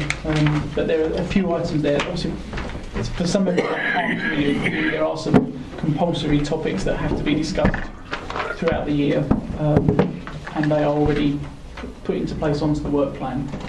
There are a few other items there, well, specifically 3 in the agenda, which have come forward, which we can discuss. There are a couple of other ones which are from members prior to this evening's meeting. I might hand you over to Paul just for a moment. If you could just give members a reminder of the compulsory items. Yes. Right. Compulsory items will be the 3 Treasury Management reports. We'll have the annual review at the July meeting. Community Safety Partnership, because the Overview and Security Committee, the Review Committee, is the designated committee for the overview of crime. And then also the RIPA, Regulations of Investigatory Powers Act 2000. Every year we come back to members to tell you about the use of those powers. This year we have been inspected by the IPCO. Please don't ask me what that stands for. Police Commission. No, it's inspection of something, but they changed it halfway through the year. That was my issue. If you remember seeing them going into the company in Cambridge Analytica, they all had it on the back of their jackets if you watch TV programmes. But anyway, they've inspected us. They've made a couple of comments, nothing that drastic, but we've had to draw up a social media policy for staff, to how they do that. So that will be coming to members in October. And that's about it, the compulsory ones. All right. We repeat the second item. Community Safety Partnerships. Partnership, thank you. They'll come twice a year. We have them twice, and it will be usually the police along with their Community Safety Partnership representatives. Thank you. Okay. Councillor Lucas Gill. There was a proposal some time ago. We received a report, and I can't remember, was it Durham University or something? We were going to ask the author to come and talk. The Voice of the Councillor. That's an ongoing project. There's 3 project groups at the moment, one on the Constitution, one on the Voice of the Councillor, and one on ITC. And those groups are already formed and are meeting. When we get to methodology, that was what was being asked of me, because certain members that are on those groups aren't on review anymore. Do they need replacing, or will they be okay for them to continue to come to those meetings? So we will come on to that and the next agenda item, if that's okay. Okay, thank you. So as we said, there are 3 topics there on the agenda. The first one, Section 151 Officer Contract with Essex County Council. This is a suggestion made from a member, or maybe more than one member. I don't know the specifics of it. That is literally all we've had so far. So I can't really advise you on what it was, why that was being brought forward. I don't know if anybody's got any comments on that. I don't know. No, I mean, I think we need to know what the question is. I think, there's a whole multitude of issues that could go around this. Should we have a contract with somebody from Essex County Council? Should we have our own 151 officer? I mean, this is the part of it as far as I can see. But no, if somebody's suggested this, Chairman, I suggest they elaborate on what aspect of this they want to discuss. I think generally that was what.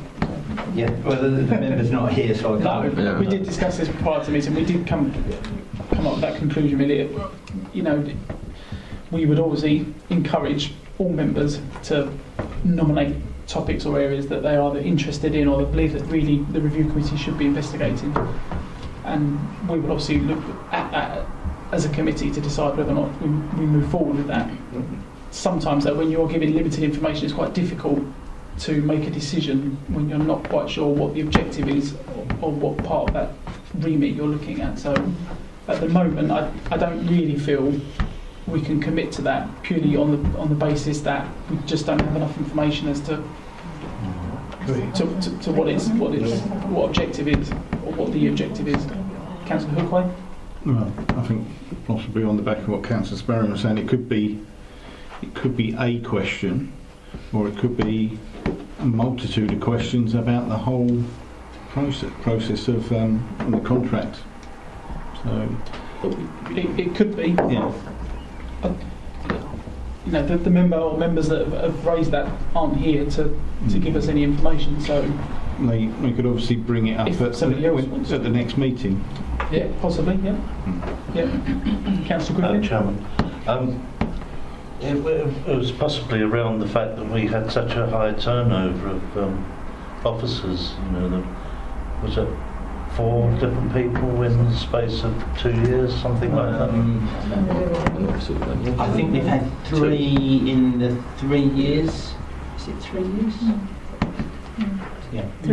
Sorry, I'm having a look at mine. And again, you're right, it could be, or it could be a factor that takes in all of those comments. We really don't know. So I'm not dismissing it by any means, but I just think tonight it would be very difficult for us to commit to that and putting it on the work plan when we're not quite sure why it was put forward in the first place. We could ask it all. Yeah, Councillor Lucas Gill. I've got a feeling that the current 151 officer's contract runs out in September. Perhaps that's why it's been listed. Possibly, yeah, that could be, or again, it could be solely that, or that could be one of the factors, but at the moment it's just not clear. Councillor Mrs Shaw. I don't think we can discuss it further until the next meeting, until we actually know which members brought it forward and actually tell us exactly what they want to know. I think we're wasting time discussing this at the moment. Okay. If that's the general consensus, we'll move on to the next item, which is enforcement of dog fouling. Yes. Again, this has come forward from a member, I believe, that isn't here this evening. I'm not quite sure. I mean, it says enforcement of dog fouling. Again, it's not entirely clear what it is that's being asked. Councillor Quinn. Is there a something set up with a sort of like fining sort of a scheme of penalties for this, you know, as a part of a policy that the council has? Yes. Is it? I believe there is, yes. So it's about whether that is actually being enforced, and is there sort of resources available to enforce it? Would that be what the? I don't know. I can't say. I mean, if that's something that another member, off the back of seeing this, wants to put forward and suggest, then by all means we can consider it this evening.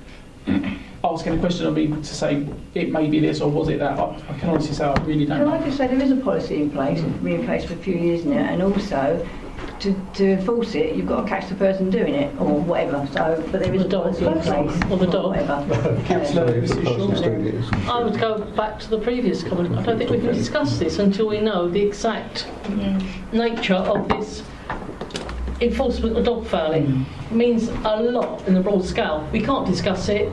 The member's not here. I think any of these, when the member's not here, we cannot discuss it because we can't preempt the questions. Chair. Okay, so we move on to the next one, which is the operation of the development committee.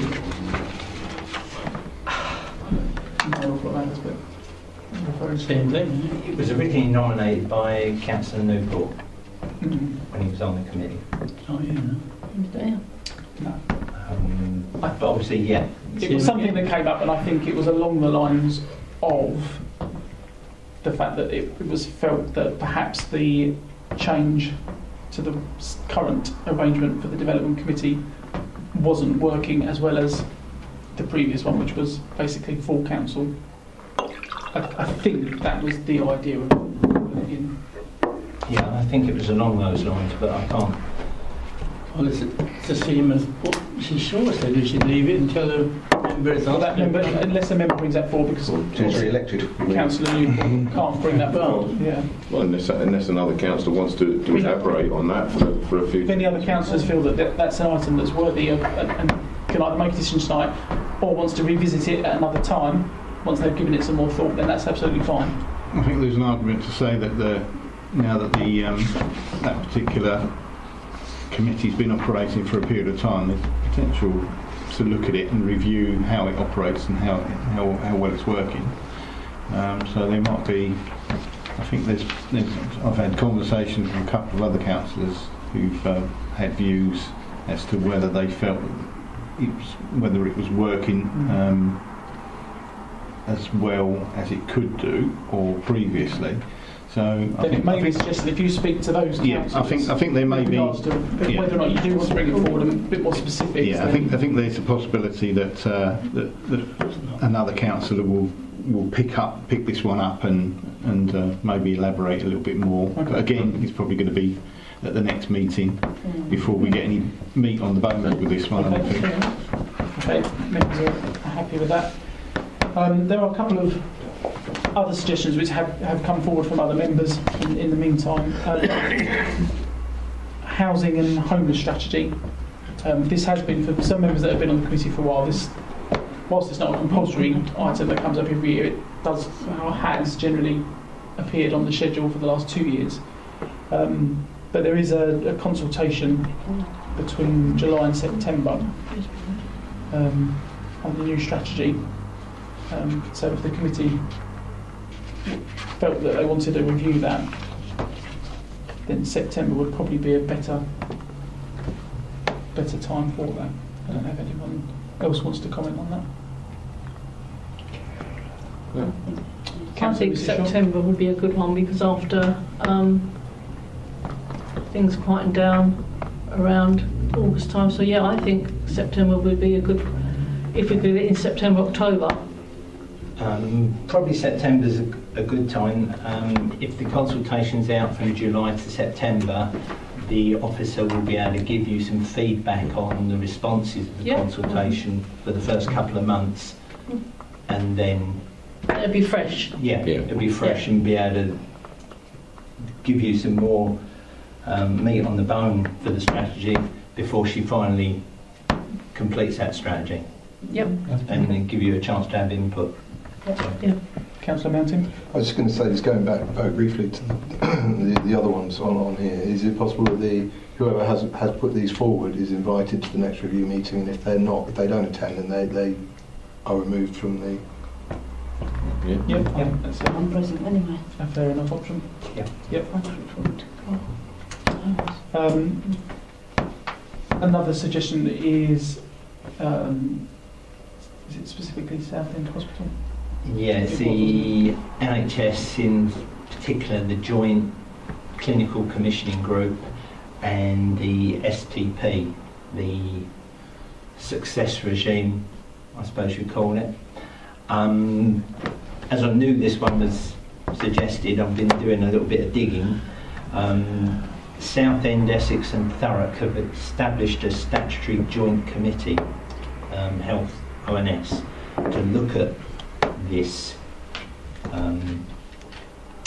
merger proposals, as they call it. They've had a meeting on the 6th of June and they have formed their terms of reference. For anybody interested, they are already on the Southend website on the meeting of the Joint Health Scrutiny Committee. There was also a presentation at the time from the CCG and STP, and I have copies of that. I can send out links to that. Where I'm leading up to is I'm advised that the STP joint CCG are going to make a decision on the consultation, because the consultation finished in March, and they then took independent, or there was an independent review of the consultation that was fed back to them. But on the 6th of July they are meeting in Basildon. I'm told it's a public meeting. At the moment I can't find out where that public meeting is. My contact doesn't know, and I can't tell you the time either, because my contact doesn't know. But they have asked the same questions. My contact would be my opposite number at Southend, who's been able to provide me with all the information. But all this information is public. It's available to the public. Councillor Hooper? If we have, if this goes onto the agenda for the review committee, would it be appropriate to ask a spokesperson from the joint Southend, Thurrock and Essex, because if they've set up something, they must have someone who is going to be appointed as a spokesperson.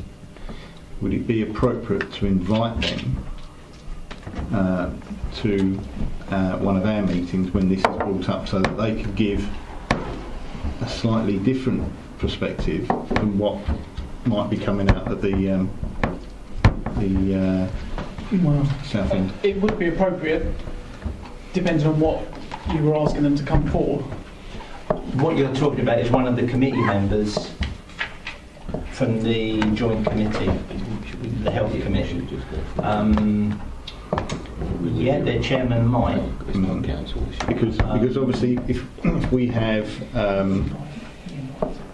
the people from the success regime, whatever, we'll get a perspective from them, and it's the opportunity perhaps of a slightly different perspective from them, from that joint group, because they'll be looking at it from a slightly different angle. Yeah. I have to be honest, I think if you invite someone from the success regime, or I invite someone from the success regime, I don't think they'll come. They found an excuse not to come to council last time. They had another meeting. If they're going to make a decision on the 6th of July,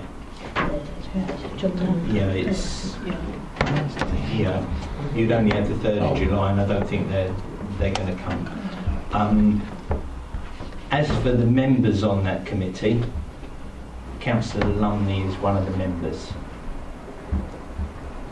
because I can see who are on from the Southend one. I can certainly speak to my opposite number at Southend and see if we can get the chairman to come and talk. I think. Can I just throw this one in? What are we reviewing as a review committee here? Would this not be better for the whole council to have the opportunity to ask the questions, if we can ever get anybody along again, to even if we call a special meeting like we've done in the past, rather than a review committee where there's 12 of us. If we feel strongly enough about this, then as a full council, we ask them to come along like we did before, and let the whole council discuss the situation, because I guess at the moment there's nothing really for us to review that the council is involved with. The district council has made its decisions. It's made very clear its stance on all this position. I don't think we've got anything to review on what the council's done, but the council may want to review what the whole process is creating. Councillor Hoy? first and then... Sorry, I think I was going to broadly say what Councillor Sperry was saying. I'm not sure it's been explained what we're actually reviewing. I'd assume we're concerned with how it would affect residents in the Rochester district. But and again, I'm not sure that the last full council meeting, given how it ended up with the way the motions were, that there weren't any time for questions even. We weren't able to ask questions because of the way the motions were put, unfortunately. I think it might be, as Councillor Spearing says, in full council possibly, and I don't know if there's a recommendation we could put to them. Well, perhaps the review committee could make that recommendation. Councillor Gooding? Yeah, I think really we're reviewing the consultation and the outcome of it, because although there was supposed to be an independent review of the consultation, there was a marginal amount of participation, so therefore the 3% or whatever it was that actually participated doesn't really reflect the majority of the residents in the area. Would you like me to read what the committee said to the hospital people? Because my opposite number has sent it to me. It says, in response to the consultation, the committee said the Joint Health Overview and Scrutiny Committee did not think it was helpful announcing the Trust's merger proposals during the consultation, as this could give the appearance of hiding a very important issue. The Joint Health Overview and Scrutiny Committee would want to understand the implications for any future service reconfiguration and has concerns about the impact and timing of the merger.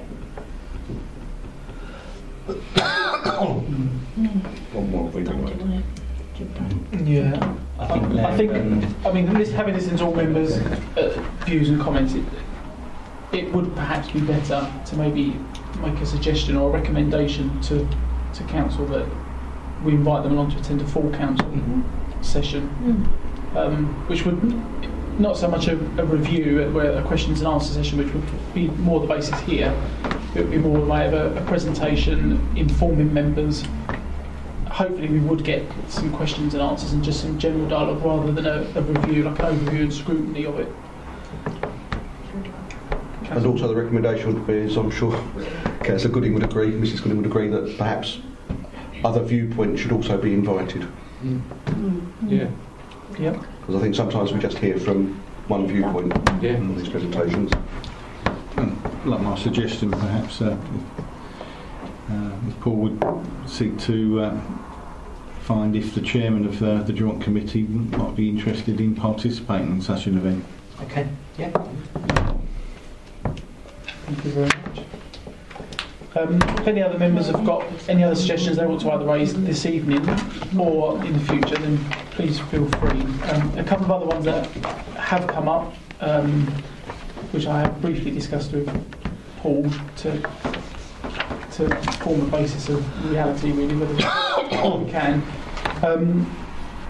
Issues with our railway line that goes through the district, the ongoing works, the delays, lack of compensation. This came at a time actually that I did see that our MP had sat down with Abellio to discuss it, so that could be something that the committee may want to consider. An update on the proposed closure of a recycling centre in Rayleigh and the opening of a new one which kind of was earmarked for Michelin's farm. The fact that that's gone quite quiet, there hasn't really been anything said about it for a while. Is it worth revisiting and asking whether or not those plans are still valid? And something that came up off the back of the review training session with some members was perhaps a look at how the removal of payment machines has impacted residents from the council offices, but that came up after training. So, Councillor Mrs Shaw. Sorry. Thank you, Chair. Fair play there, didn't you? On that, I've actually had one meeting with the offices, and I'm having another one at the end of the month. So if we could not have anything until maybe, because all the final figures they've said to me won't come in yet, and of how it's worked, and how many people, there's 18% that still need to go on. But, so I do think about September time. Okay. So do you think, are you saying that you would be able to come back to the committee with some, and maybe give a verbal report? It might be able to. I've asked them, I had a conversation with them again today. I've got all the street names where various things are now, who people use it, and I'm just trying to finalise figures. Okay.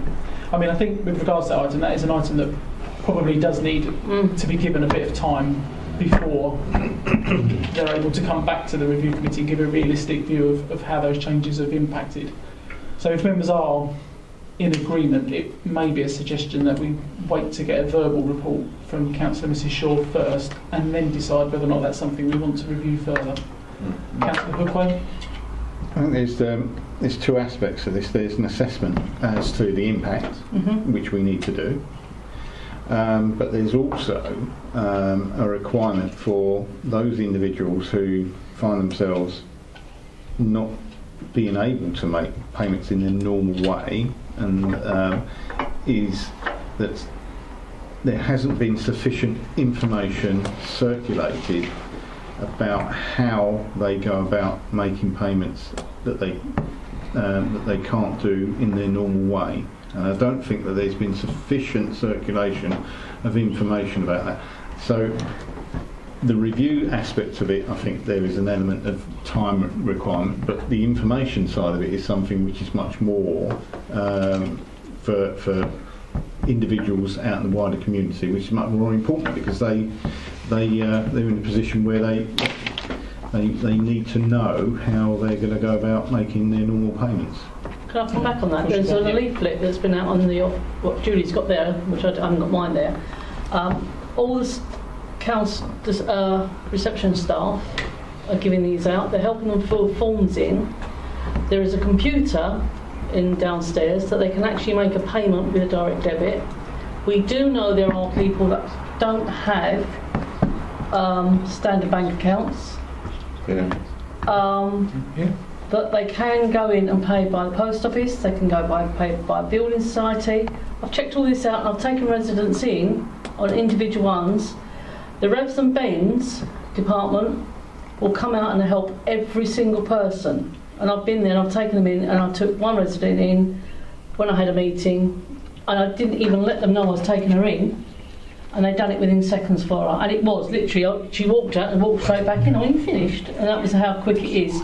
So they are really working hard. I appreciate we might not have realised it was happening, but there was leaflets out there, and I say Julie's got them there. I don't want to go into this. I don't want to go right now, and I don't also want you to feel that all of it's on you as this committee. But I do think perhaps the way forward is for Councillor Shaw to continue as she is at the moment. Perhaps if any other members of the review committee have got any specific questions. Which been questions, I'll ask them. If we can email Councillor Shaw in the first instance, and we'll get a verbal report back from Councillor Mrs Shaw, and then as a review committee we'll consider what we're advised and whether or not we want to take that further. If all members are happy with that, and in particular you're comfortable with that. Yeah, all right with that. Is that okay? Yeah, that's fine. If members are happy with that, then we'll go with that. Yep. Okay. Did anyone have any comments on the railway issue or the recycling centre? Whether there's anything anybody wants? Sorry, Councillor. Thank you, Chairman. The recent review of the Fair Glen interchange and the public consultation, I sent quite a lengthy letter to various parties, because my ward, actually quite a fair chunk of it is in the Fair Glen area, and I've received no replies whatsoever. Okay. Is that with regards to that letter to the council? Essex County Council, etc., etc., etc. And I've highlighted the situation with Michelin's Farm and the problems that have been ongoing for about 40 years, but I've received no replies. Okay. Contact your county councillor. they were all included. Yeah, we're chasing. Seriously. The ties are still there, aren't they? Okay, Who did you email, County Councillor? All of the ones in Rochford District Council. I didn't get anything. Didn't you? No. Send it down to me. Okay, I'll send it on. Okay, thank you. I think what we'll do then, the proposals there, obviously there are some topics there, and we've said that we'll discuss those later when the members that propose them are here. There are some other ones that have been raised there, like the railways and recycling centre, which at the moment nobody has any comments on. So perhaps it might be an idea we put this overall work programme on the next agenda as well, just to revisit it and get any further comments from members or feedback. Give members a bit more time to come up with any topics that they wish to be discussed. If members are happy with that, then we'll go with that. Yeah. Yep. Okay. Thank you very much. Agenda item number 10, which is methodology, to discuss and agree fundamental methods of operation to achieve the work programme, specifically the identification of project teams. I'll hand over to Paul. He has already touched on this evening. So. Yeah, okay. As I said earlier, there's 3 project teams at the moment on the go. That's the ITC, the Voice of the Councillor and the Constitution. Now, obviously there's a couple of members that have come off the committee. Councillor Dray's already indicated he's happy to continue on the review of the Constitution, which is probably a sensible way because he's been there since the inception, and rather than someone coming cold, they just continue on. ITC, Bob Milne, Councillor Bob Milne has indicated he's still interested in that one, and that's been an ongoing one as well. The only other one is Voice of the Councillor. We've had a scoping meeting, but the next meeting is on the 21st of June, which will be to look at the first section of the report. So Councillor Milne was on that one and Councillor Lumley, but if there are other members that want to go on that one. I'm assuming neither of those are, as it's But they still in haven't its infancy. Yeah. Really, they're probably better off being replaced. Yeah. Is what we're saying. Yeah. Okay, Councillor Hooper. Yes, going back to the ITC one, obviously you're now missing a member on there who had a particular expertise in that field. Have we got, is there anyone who's going to be a possible replacement for someone who's got that, anything like that expertise in that area? Well, there's a member sitting next to you that's already on that group that I circulated. It's me because I'm working. Is it possible? I know it's a bit cheeky, but I'm actually working. I emailed you, so I can't make that meeting. Is there any way it can be rescheduled? Yeah, I can reschedule it. Yeah, the thing is, I only work part time, and it's sod's law. You picked, not you, but it was picked on the 2 weeks that I'm working. Yeah, that's fine. I mean, has Councillor Newport been asked whether or not he would be prepared to? I was thinking it was. I'm slightly stuck on that one. I think it's probably because I messed up, didn't I? And I'll admit I messed up. I didn't send the email. I thought I had, and I hadn't. And Councillor Stanley asked me to resend it, and then I found I couldn't find the original. So yeah, that's not a problem. I can rearrange. If I email you tomorrow, then because all I said was sorry, I'm not available, but if it's okay to move it, then I'm happy to be on it. Yeah. Just for reference, where is that particular project down the line? Is there a kind of an end date in sight for that? Well, the end date in sight, I suppose, is once we have moved to Office 365 and the cloud completely. I think the end date will be just a real rough indication. No one's going to hold you to it. I would say, from what I've seen, October might be their end date. So hopefully by the end of the year. Yeah, yeah. But should we have something interim? We did in April. They had was it April? We had the interim report. Yeah. Yeah. Do you mean between now and? Yeah. No, in October. Yeah. I mean, this seems to me to be one of the biggest projects we've got within the council at the moment, and we need to know what's going on. I would imagine it will probably get discussed at the next investment board meeting, because it'll be on the dashboard. Yeah, but yeah, I mean, once the project team have actually met. So when is the next investment meeting? Do you know? The administrator will tell me that. And the next potential group meeting, committee of project. Well, it's going to be 26th of June, but I'm going to have to move it. But potentially the investment meeting and that initial meeting with the working group party will be over by mid-July. Yeah. Yeah. Okay. I mean, thereafter. I mean, there's no reason why the group couldn't. Well, once could we ask them for an update? Once the group have met, I can circulate the minutes to everybody. Yeah, we did this recently, didn't we? Yeah, so I could circulate all the minutes from that meeting, and that will give members an update. Okay. Councillor Cannell? Two hopefully quick ones. One, for the newer members amongst us, is there a background or context to the IT project? And then second, to your that we could quickly summarise essentially, and then second to your point, Chairman, does someone that's on those projects have to necessarily be part of the review committee? No. No is the short answer. I mean, in terms of the scope of the project, it was vast. I think quite a lot's probably been undertaken already. There's probably still quite a lot to do. Recommended place to find some of that background information in some own time, should they want to? I can send you the minutes of the various meetings and any reports that are public I can send you as well, and the private and confidential ones as well. So will that be useful for all new members, so they've got the background? Yes, probably. Is that something you can arrange? Yeah, I'm just thinking, are there any other new members around the show? Oh, right, yeah, the two of them. Okay, sorry.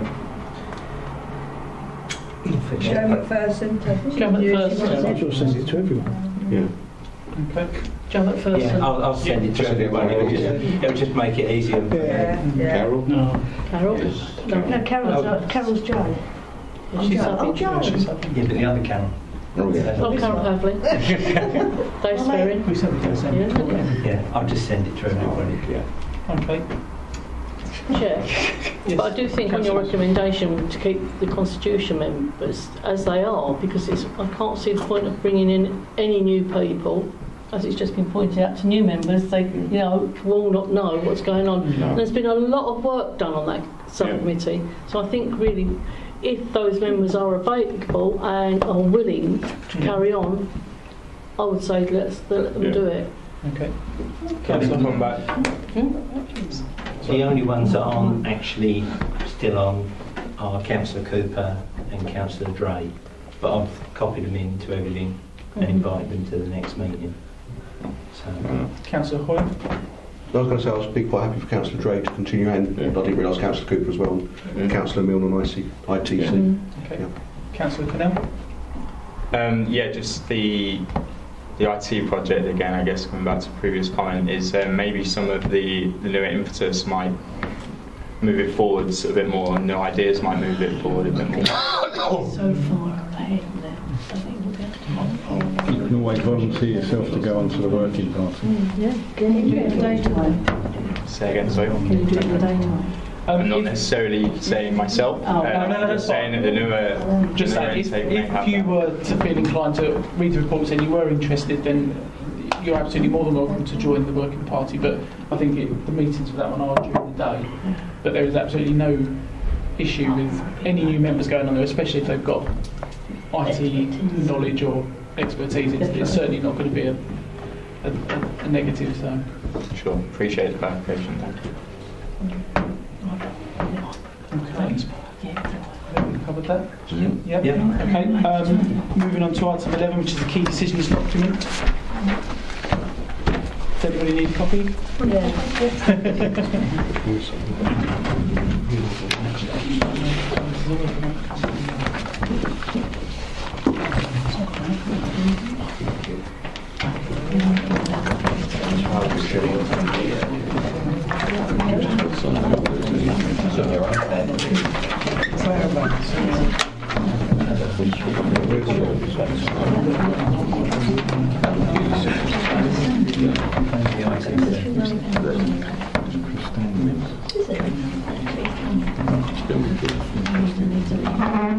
Thank you. Thank you, Michelle. I'll share it with you. Thank you, Michelle.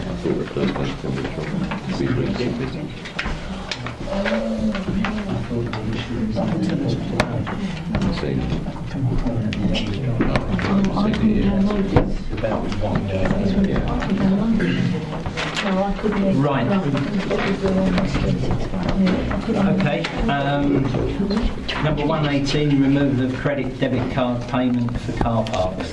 Members will be aware that there was a report circulated about a week or so ago. In the members' drop today, a revised report was issued. And hopefully that might answer some of the members' questions. The decision notice will be out in, well, after 5 working days. Okay. And this was Councillor Stanley had a particular issue with this. Was he spoke to you about it, didn't he? He did. We had a long conversation after training, yeah. But whether the new report's going to satisfy him or not, I don't know.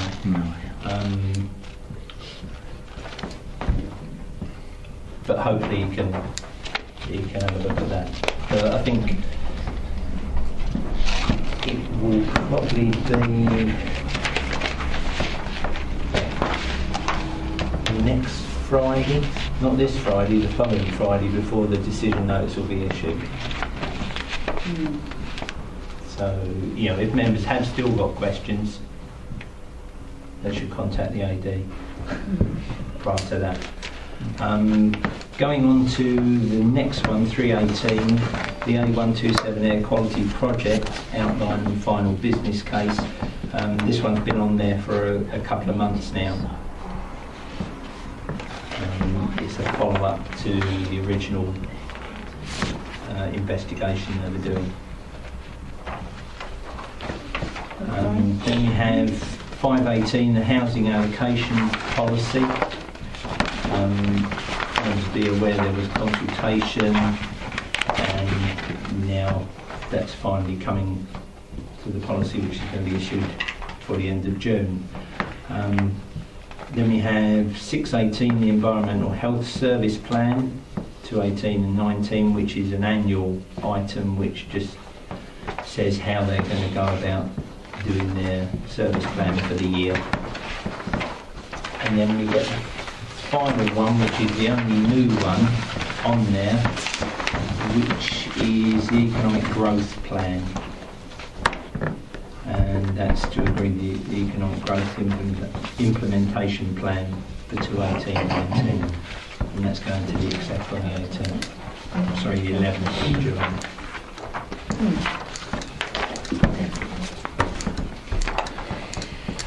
Okay. Any members, any questions? That last one go before the sub-planning committee, planning sub-plan, part of their evidence for looking at the development of the local plan, because it will be part of that, won't it? I'm pretty sure it is. We've got a meeting about on the 4th of July, I think it is.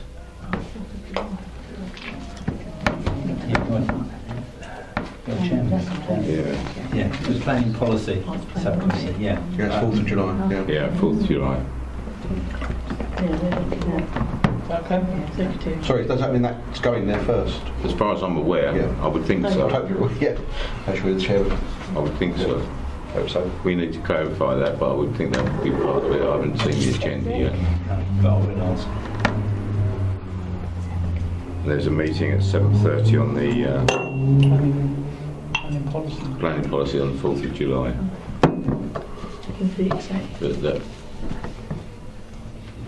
you might just clarify, Paul, that is included in it. It would make sense to be. Yeah. I'll tell them you're expecting it. Yeah. Okay, members.